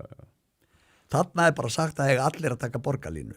Mér er umhugað það að lóðaframboð sé aukið einfallega vegna þess að það slæðir á verðbólgu af því að það er rosaleg eftirspurn eftir lóðum. Og ég ætla að fá að skjóta rétt inn í að það er ekkert á vegu mín ástæðan fyrir við ekki búin að lesa upp kommentar að það er ekki komin það mörg, þannig að ég hvet ykkur eða þið eru með spurningu fyrir strákar, þá við erum á cirka síðasta hálftímanum okkar, þannig að endilega dundri á þá spurningum sem þið eru með og þá förum við að lesa. Það er eina ástæðan fyrir við höfum ekki lesið fleiri, það er verið að spyrjum hver er ykkar stefna með flugvöllin í Reykjavík. Já, ég er búin að nota það niður, en við kannski förum það sem þú varst að tengja við. Og tökum við það eftir. Við erum að klára lóðamálin. Afsakaðu truflunina. Svo yfir í borgarlínuna. Já. Sko, okkar borg kom strax bara með sína stefnu enga borgarlínu. Við ætlum bara að leggja hana af. Hildur Björnsdóttir er búin að halda því fram í þætti á útvarpi sögu að það sé á seint að hætta við borgarlínu en hún ætla að endurskoða það og skoða einhverja breytingar á Suðurlandsbraut þar sem öll lætin er út af. Ég hef ekki heyrt neitt taka af hreina og beina afstöðu til þess að verði bara hætta við borgarlínu. Bara af með þetta allt. Það er búið að eyða einhverjum peningum í innviði. Þessir innviði nýtast allir áfram. Þetta eru hjólastígar, þetta eru gangstéttar og þetta eru veggir með frá hraðbrautum og annað slíkt og brýr yfir og allt þetta. Þetta nýtist okkur allt. Það er svo einfalt, sko, við erum bara í borginni, hvað erum við, 200.000 eða eitthvað, sko, í Reykjavíkborg sjálfri, sko, 158 og sko, þetta kerfi er náttúrulega ekki bara það er áætlað út í sveitafélögin en mér fannst svo geðveikt að fundi daginn, þá sagði einn oddvitinn, ég skil ekki akkur að þið eru að hafa áhyggjur að þessu, ríkið borgar þetta og ég bara er ekki í lagi, veistu hver er ríkið? Það er ég og þú. En svona hugsar fólk þetta, en ég held það er svo auðvelt að breyta þessu. Við viljum bara frítt í strætó. Það fá bara allir frítt í strætó. Ekki 58, ég var næstu 138. 138.000. Já, en svo eru 250 kannski á Stór Reykjavíksvæðinu. Það er þar sem þessi borgarlín á að virka, sko. Já. En sko, málið er að sko, við getum bara aðeins tekið í burtu þessar lokanir sem núverandi meirihluti er búin að gera. Það er búið að loka götum, það er búið að þrengja götur, það er búið að taka af aðreinar, það er búið að taka af fráreinar. Þetta verður óskilinlegt fyrir mér. Það er allt gert til þess að stoppa engabílinn, búa til röð. Þetta er bara svo augljóst verkefni, það á að segja fólkinu, við verðum að fá borgarlínu. Dagur og kompani hafa neitað því frá upphafi, nú er hann farin en þau halda því sama áfram. Það eru gatnamót sem er einn vestu gatnamót höfuðborgarsvæðisins er gatnamótin á Bústaðavegi og Reykjanesbraut. Já. Þar ætti að vera komin sko mislæg gatnamót fyrir svona 15 árum sko. Vegagerðin er búin að biðja þetta lengi en Reykjavíkurborg hefur bara hafnað samstarfi þetta.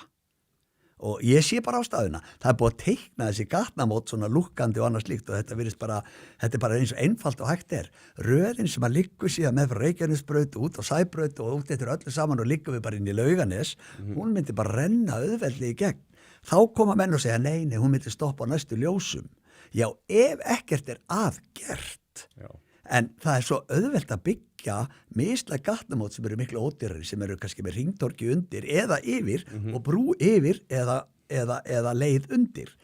Við höfum bara að setja peningan í þetta. Fyrst og fremst mun borgarlína að kosta 300 milljarðar. Hún kostar enga 160. Við getum bara hort á Fossvogsbrún, hún átt að kosta 5 milljarða, hún er komin í 12 milljarða. En þið fara alltaf fram úr. En það fyrir engi bíll yfir þá brú. Helgi það fær ekki úr fram úr fyrir þessa upphæð. Mér finnst líka svolítið áhugavert í þessu öllu saman að því að nú koma svo mikið að nýri tækni. Við erum að sjá Elon Musk koma með sjálfkeyrandi bíla og þú veist að það verður reyninni svona nýtt efnahagskerfi þar sem að þú veist túkaskilinur myndu kaupa svona rafbíl og þegar þú ert ekki að nota hann þá fer hann bara inn í svona hagkerfi þar sem aðrir geta leigt hann og hann skuttlar þeim á milli staða, sæki börni inn og skuttla þeim og svo framvegis sko. Þannig að þetta er eitthvað sem að var í rauninni ekki til staðar þegar það var byrjað að pæla í þessari borgarlínu og þetta er eitthvað sem að meikar í rauninni miklu meira sens fyrir okkur hérna í Reykjavík og höfuðborgarsvæðinu og held bara á Íslandi yfir höfuð. Við erum svolítið strjál sko. Ég bý í borg sem er litlu stærri en Reykjavík, hún er 200.000 manns. Hér lendi ég einstaka sinnum á laugadögum í umferðarteppu sem að getur varað í alltaf 5 mínútur þess að röðin, af því að það er á mjög slæmum stað, einum stað sem ég svona reyna að forðast. Ég, búandi ekki í Reykjavík, ég fer ekki til Reykjavíkur á ákveðnum tímum nema ég nauðsynlega þurfi þess. Vegna þess að ég er með svo mikið road rage sko, ég sitt bara geðbilar í umferðinni, en bara ef ég er einn á ferðinni sko, ekki ef ég er með öðrum í bíl.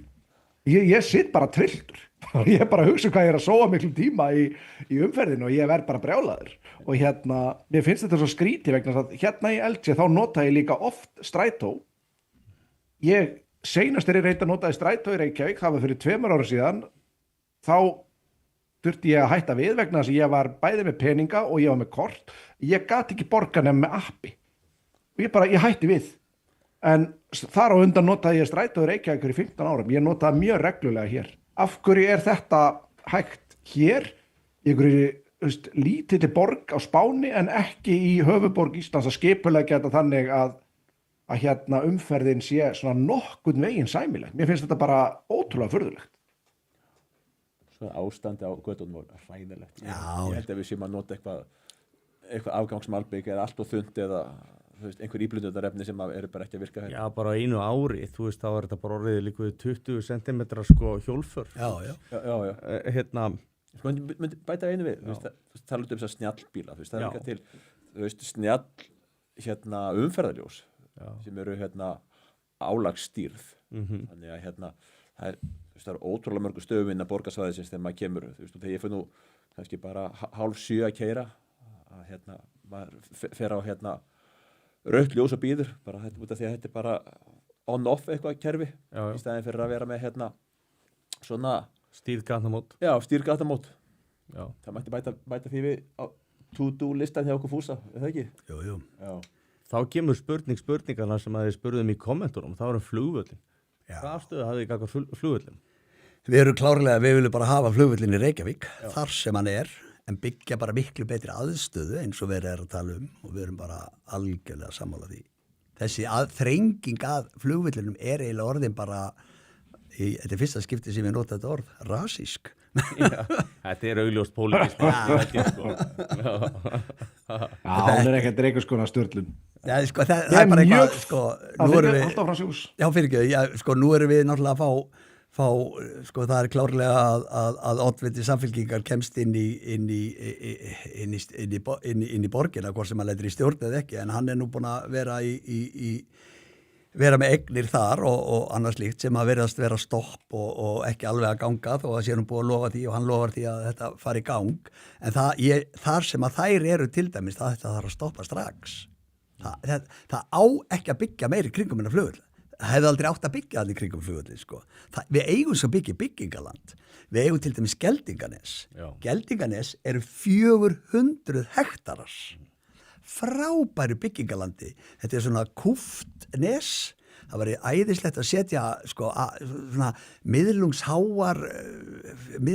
fjölbýlishús með bílakjallara og stæðum fyrir framann og síðan kæmi sérbílinn sem að menn gætu þá aftur farið og sótt sér lóð og farið og byggt húsið sitt. Akkurat.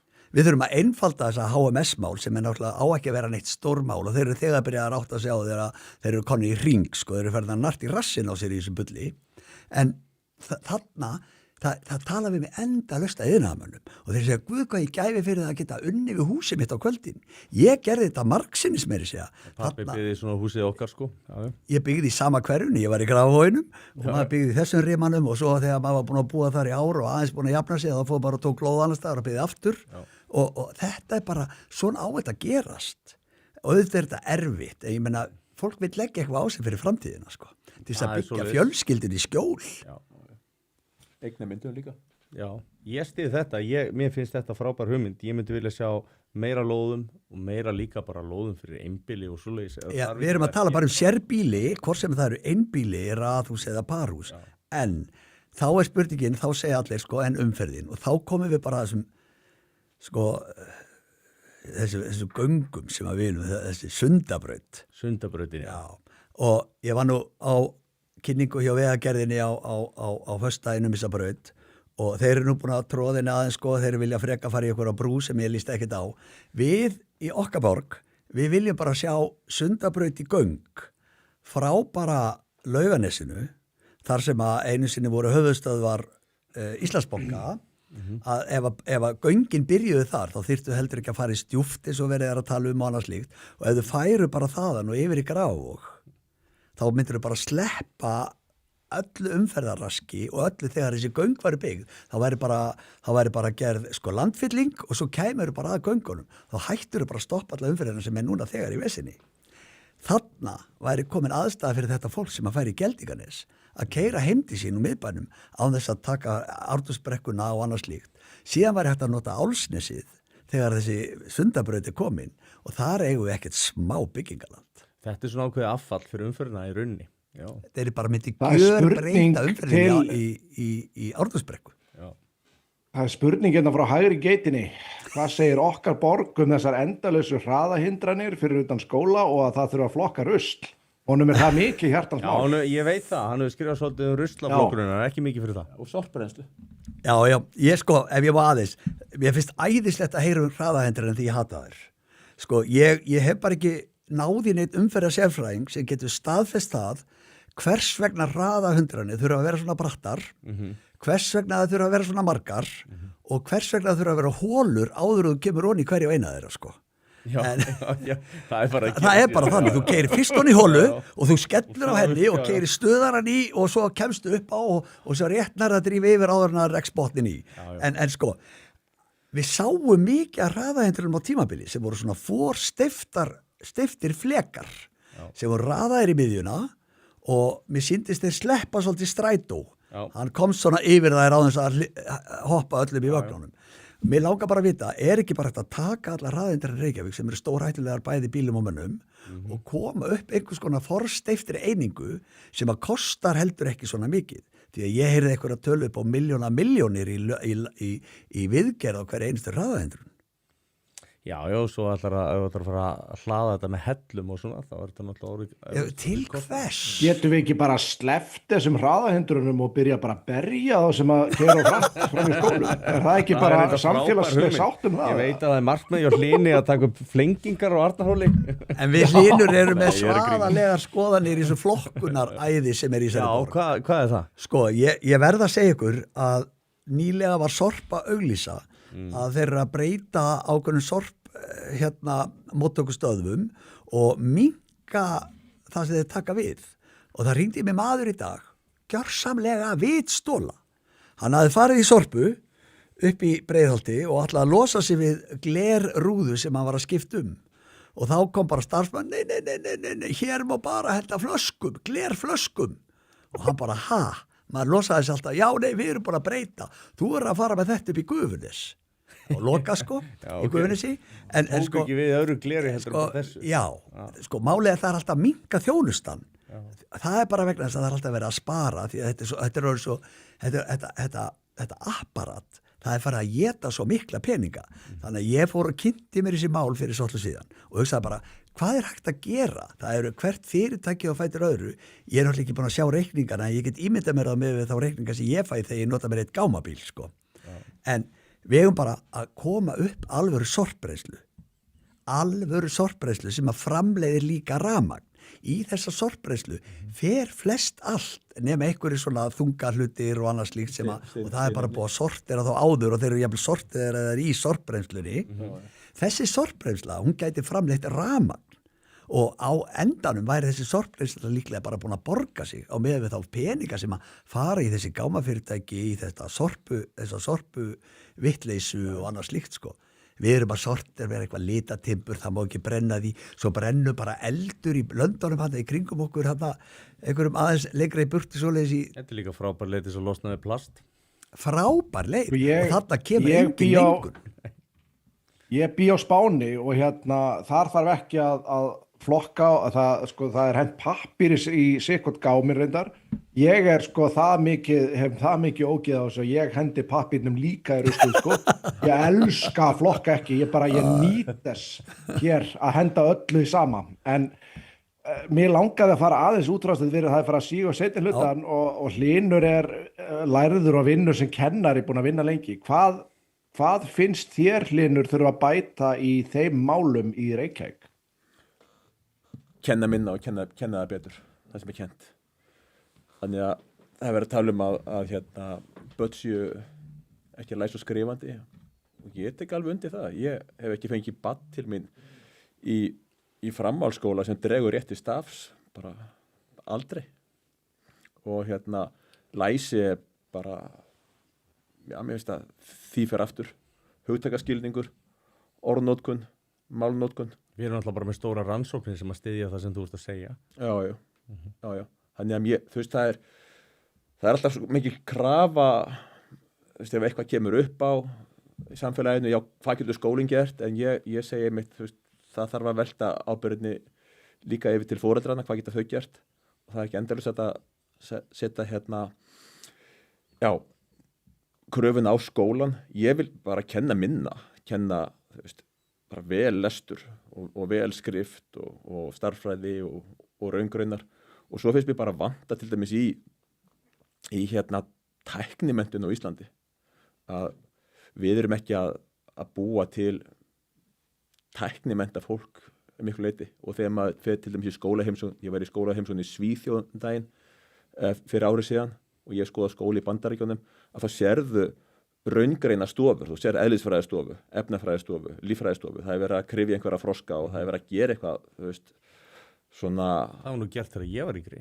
Já, en til dæmis, sonur minn sem er í kóraskóla, það er bara alla stofur bara eins, bara hvítar að mála og þannig að ég held að við séum mjög bara fín í að kenna svona einhverja svona huglega greinar, sjálfur er ég með stúdentspróf á félagsfræðibraut og mér skils bara í dag að þeir sem fara í kennaranám, þeir eru allir á sögum bókina lærðir. Þeir koma úr félagsfræðideild eða kannski máladeild í menntaskóla og það eru engir sem eru af raungreina sviði að fara inn í kennaramenntun. Þannig að kennaranemar, nýjir kennarar eru allir mjög líkir. Vanta tæknimennta fólk finnst mér inn í skólana. Og svo náttúrulega finnst mér að ég sinna betur handverki. Þannig að þú ferð inn í grunnskóla og þú farð að smíða meira og þú farð að mála eða leggja pípur eða bara meira handverk. Svarar þetta einhverju liti spurningunni, Jón? Já, mér finnst það mjög áhugavert líka sko vegna þess að ég verð að viðurkenna það svona Inga Sæland í hlutverki menntamálaráðherra hefur verið svolítið guilty pleasure hjá mér. Mér finnst hún mjög áhugaverðar og en ég var rosalega ósammála henni þegar hún fór að tók upp þetta með talað viðverutíminn hjá kennurum með eitthvað svoleiðis í kennslu væri meiri en annars staðar skilaði minni árangri, hann þyrfti að vera hvort það væri minni fyrirgefðu, það þyrfti að lengja hann Ég einmitt rosalega ósammála þessu og sammála þér, kenna minna og kenna það betur.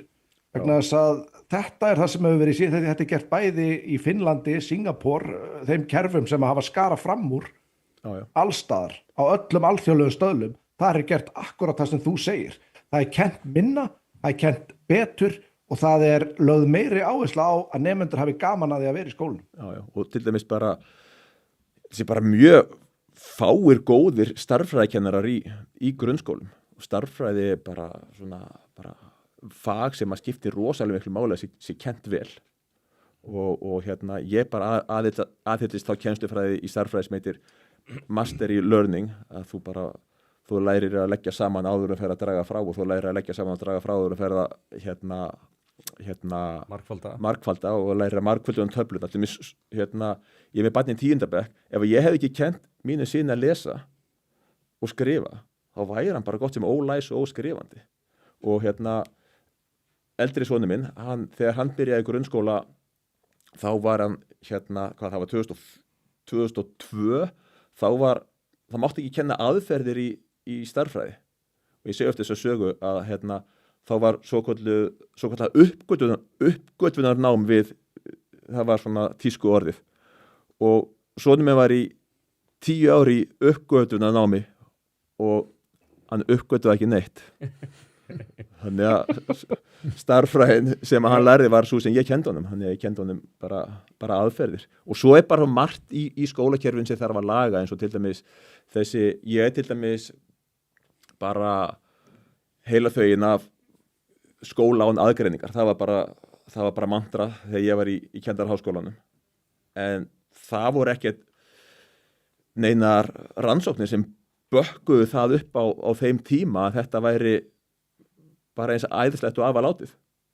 Og þetta var bara stefna sem var keyrð í gegn og svo voru náttúrulega skólabyggingar, það tóku mið af þessari nýju stefnu og það búið að rúlla þessu öllu tilbaka. Þetta var opið kerfi, þetta átti að vera opnir skólar og þið vissi aldrei hvað þetta átti að heita, hvort það var skóla aðgreiningar eða heiltæk skólastefna eða opin skóli og einhvern tímann var ég að ræða við einhvern upp í kennara, af hverju heitir þetta opin skóli og hvaðan kemur þetta, og þá var mér sagt að þetta hefði verið, ef einhverju kennar að farið, einhverju rannsakendur, og þá var Sílikondalur að rísa sem svona tækniborg samtímas, og þar var frumkvöla fyrirtæki sem átti engan pening og þau leigðu einhver ódýr iðnaðarhúsnæði, svona einhverja hæðir, og svo náttúrulega slá þessi fyrirtæki í gegn og komið vöru sem selst og þá fær einhverjir að skoða hvaðan kemur árangurinn. Já, þeir eru með open office environment. Já, við þurfum að hafa open environment í öllum skólum. Það bara gefur auga leið. Það kemur það. Já, og svo það er bara segja, halda áfram fyrir ekki. Svo ég satt einu sinni fund með fræðslustjóra Reykjavíkur fyrir einhverju 20 ára síðan, og hún var búin að skrifa eitthvað rit sem heitir Raumaskólinn, og það bara opin skóli, og þá var hún spurð en að því það eru rannsóknir sem sýna fram á það að þetta kerfi sem verið að innleiða bara ekki að virka eins og það á að virka, og þá sagði hún, já, ég veit, ég er búin að skoða þær rannsóknir og átta mig á því að þetta ekki alveg eins og við lögðum að stað með, en hvað ætlar að gera? Og þá sagði hún, já, það seint að snúa við, út af því að gröfurnar voru farnar að byggja, það var búið að slá upp, og svo reisið sér skólar og þeir voru bara hólfaðir upp síðan bara eftir fyrstu önnina. Þannig að það er margt sem að við höfum rokið að stað með, og ég hef svolítið áhyggjur af því að borgarlínan geti, beðið sömu örlaga, að það að þessi ekki bara búið. Þetta virkar á mig svolítið sem svona hvatvísi og svona, einhver svona tilfinning fyrir einhverju, og það er bara svona vaðið að stað með það í staðin fyrir einmitt að setjast niður, skoða rannsóknirnar, skoða hvað akademían segir, skoða hvað hefur virkað. Og ég satt kennaranámskeið í Cambridge sem höfuðvíi mennta í Bretlandi, og það var árið 2005, og þar sagði fræðslustjóri Cambridge héraðs í grunnskólamálum, hélt svona fyrirlestur hvernig þeir var að kenna, og ég spurði hann, svo var svona panel á eftir og mátti spyrja spurninga, og ég spurði hann út í þessa stefnu, þessa mainstreaming og hérna þessa heiltæku skólastefnu eða skólan aðgreiningar og svarið var mjög skýrt hjá honum oh, that policy we abandoned that many years ago þá vorum við að innleiða þetta hér á landi ég held að þessi 10 mínútna rand ég held að hún sé lokið þetta var alveg, þetta svaraði rosalega miklu sem ég var að spurja og ég ætla hérna hendinni hann segir Bjarki sem að hann var duglegur að koma með mjög beittar spurningar á bjórkvöldin okkar, hann segir alvöru bjórkastrykkjuleikur, taka sopa í hver skitsi, Jón Þormar minnist á hann búið á Spáni, varur getur valdið áfengisetrun en ég ætlaði nú ekki að vinda fyrir það, ég ætlaði nefnilega að nefna það að sko áður en við, Helgi, við þurfum að muna eftir því áður en við hættum að auglýsa þær stöllur en hérna stúlkurnar okkar, en hérna ég alltaf að koma meira og meira út úr skápnum sem kennaranemi og hérna verð meira og minna hræddur við afleiðingarnar af því að vera með mínar skoðanir. Ég sem sagt á næst síðasta ári á meistaranámi í kennaranum. Já, og til hamingju, bara velkomin í hópinn. Glæsilegt. Og ég skil af hverju kennarar koma mjög illa undirbúnir inn í þetta nám. Ég búin að fara núna í meistaranáminu í fleiri áfanga í sem sagt kynja eða einhvers konar fjölbreytileika fræðum heldur en það hvað ég á að gera, ég til dæmis ekkert búin að fá kennslu í hvað ég að gera þegar ég lappin í kennslustofum. Ef ég hefði ekki reynslu af því að vinna í bæði grunnskóla og leikskóla og þjálfa þá myndi ég ekkert vita hvað ég ætti að gera þegar ég myndi labba fyrir framan hópa krökkum. Ég búin að fara í einn áfanga sem sagt kennir aðferðir í lestri en það ekkert farið sérstaklega vel út í hvernig ég á að útfæra þær eða neitt svoleiðis. Þannig að ég búin að fara í gífurlega mikla og vandaða útfærslu af því hvernig við höfum að taka á fjölbreytileika og einhvers konar kynjafræðum í skólanum og þetta hræðir mig. Skiljanlega, við erum nú farið svo sem yfir það margsins. Helgi, alltaf þú að skella inn auglýsingu fyrir stelpunnar, ég þarf að stökka frá í 1 sekúndu hérna. Herru, já, við ætlum hérna, það Hlédís og hún hérna Íva Adrisem. Já, þær eru sem sagt með kvöld 24. apríl sem að snýra því hvernig það svona fóru frá því að vera á vinstri vægnum og hvernig það enduði síðan hægra megin og þetta svona ferðalega ákveðna hugmynda og hugmyndafræði og hvernig þeim hefur liðið með þetta og hvernig hefur komið fram við þær og svo framvegis sko og af hverju þær eru þarna. Ég held að þetta sé mjög áhugaverður fyrirlestur fyrir margar sakir. Ég tek eftir því að það er mikið að stelpum sem að eru að breytum skoðanir. Já. Þú veist, það er svona, það var búið að hengja sig á eitthvað, til dæmis flóttamannastrauminn og allt þetta sem að skila sér í aukinni afbrotatíðni, fleiri nauðgunum. Það er svona ákveðin feminismi sem allir einhvern veginn hömpuð og fögnuðu, kannski önnur bylgjan og svo eftir það fór þetta að fara út í einhvers svona forréttindafeminisma sem að fólk verður kannski endilega að biðja um. Nú ætla ég ekki að vera að gera þeim upp hugmyndir en þetta er bara það sem ég hef tekið eftir. Spennandi. Og endilega það er hægt að kaupa miða á þetta event, hvað segir maður á íslensku línu? Þennan viðburð. Á miði X heitir þetta ekki bara ferðalag hugmynda? Mér minni það, ég er ekki með þetta hérna fyrir frá mig. Við munum setja linkin í söfnuðina á þetta og hvetjum náttúrulega möguleika við séum með smá afsláttarkóða fyrir meðlimi safnaðarins, bjórkast söfnuðurinn. Þannig að við hvetjum alla til að sjálfsögðu til að gangi það sko. Það er mögulegt að við verum með afsláttarkóða fyrir nokkra. Er eitthvað að lokum sem að þið viljið koma að? Nú eigum við bara nokkra mínútur eftir. Ég skal vera svakalega fljótur, mér langaði samt að óbáslega. Sko, þegar Hlynur var að tala, þá fór ég bara svona sökkon í stólinn, sko. Vegna þess að sko, mér finnst við erum búin að glata svo rosalega miklu í einhverju, sko, volæði, hælisleitenda, einhverjum vógbúnaði, einhverju, sko, aðgreiningsmálum í skóla þar sem allir verða að vera jafnir og eitthvað, sko. Og ef ég hugsa, hvað var ég að hugsa í dag? Já. Ég spurði gervigreindina hvaða tímabil var best frá 1960, var það 1960 til 70 og alveg til dagsins í dag. og gervigreitin þurfti náttúrulega gæti ekki svara með frekar velja því hún var að segja öll tímabilin hefðu sitt sína rós. Þannig að ég fór að hugsa hvaða tímabil var best í mínu lífi og þá hugsaði ég, byrju, 1990 til 2000. Já. Það voru ekkert svo mikil svona félagsleg vandamál lífsins á milli fólks og annars líkt.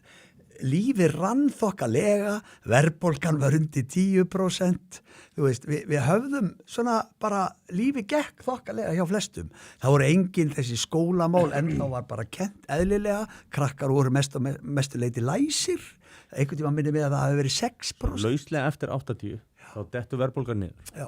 Og eftir að svona frjálshyggjumenn tóku við, að þá helst hún lág og svona undir, þú veist, hún kom engin svona súperskot eins og hefði gerst áður sko og síðan alltaf endar þetta í þessu rugli sem að hruninu sko og mér finnst nú ekki að þetta kenna frjálshyggjunni það en ég alveg sammála þessu. Já. Það voru ekki allir þessir sérhagsmunahópar og eitthvað svona og maður svona, auðvitað voru problem.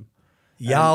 En þú veist, maður bara svona, ég veit það ekki. Það verða alltaf problem í lífinu, en mér finnst þetta bara nostalgía hjá okkur eða? Nei, veistu það, þó ég, sko, ég veit þetta bara svo vel að því að ég upplifir að tíma, á þessum tíma, þá drakk ég hluta af þessum tíma og ég man bara svo, þú veist, þó ég hafi verið að drekka það, þá var þessi tími flaut alveg, sko, maður átti fjölskyldu og allt þetta, sko, og svo á miðju þessu tímabili, 95, þá hætti ég að drekka. Þannig ég upplifði hin 5 árin sem ákveðið ströggl, en ég sá hvað það var auðvelt að koma sér upp úr, sko, hjólfarinu. Já. Og það gekk allt einhvern veginn í lífinu. Svo maður að hugsa bara, hvað búið að gera síðan? Og ég segi bara, síðastlega 15 ár, þá markvisst búið að eyðileggja þetta þjóðfélag. Þú átti því svona eins og engaframtæki, það geta komið fótunum undir sjálfans. Það má enginn gera neitt, það má enginn skara fram úr, það má hvergi neitt virka. Það alltaf verið eitthvað svona, það alltaf verið að miða sig við einhverjar allt aðrar hippokratískar bara skoðanir, heldur við sjálf eigum bara að vera með. Við erum lítil eyja, við erum frábært land, við erum með lífsgæði meiri heldur nokkurt annað land í heiminum. Við eigum að geta lifað á eigin vegum. En nú er ég komin út í landspólitíkinu og ég skal hætta. Það er eitthvað rétt. En ég held að við sláum bara botnin í þetta, Jón, ef að það er í lagi því vegna. Ég held að þessi bara að vera frábær þáttur og hvar getur fólk nálgast upplýsingar frambóðið ykkar? Okkarborg.is, allar upplýsingar. Sigfús Arsteinsson, 1. sæti, Baldur Borgþórsson, 2. sæti og Hlynur Áskilsson, þú ert í 3. sæti. Passar. Ef við ekki segja það gott, takk kærlega fyrir komin og takk fyrir frábært spjall. Takk fyrir að hafa okkur. Takk fyrir að bjóða okkur. Takk kærlega. Næsta mál. Takk fyrir okkur.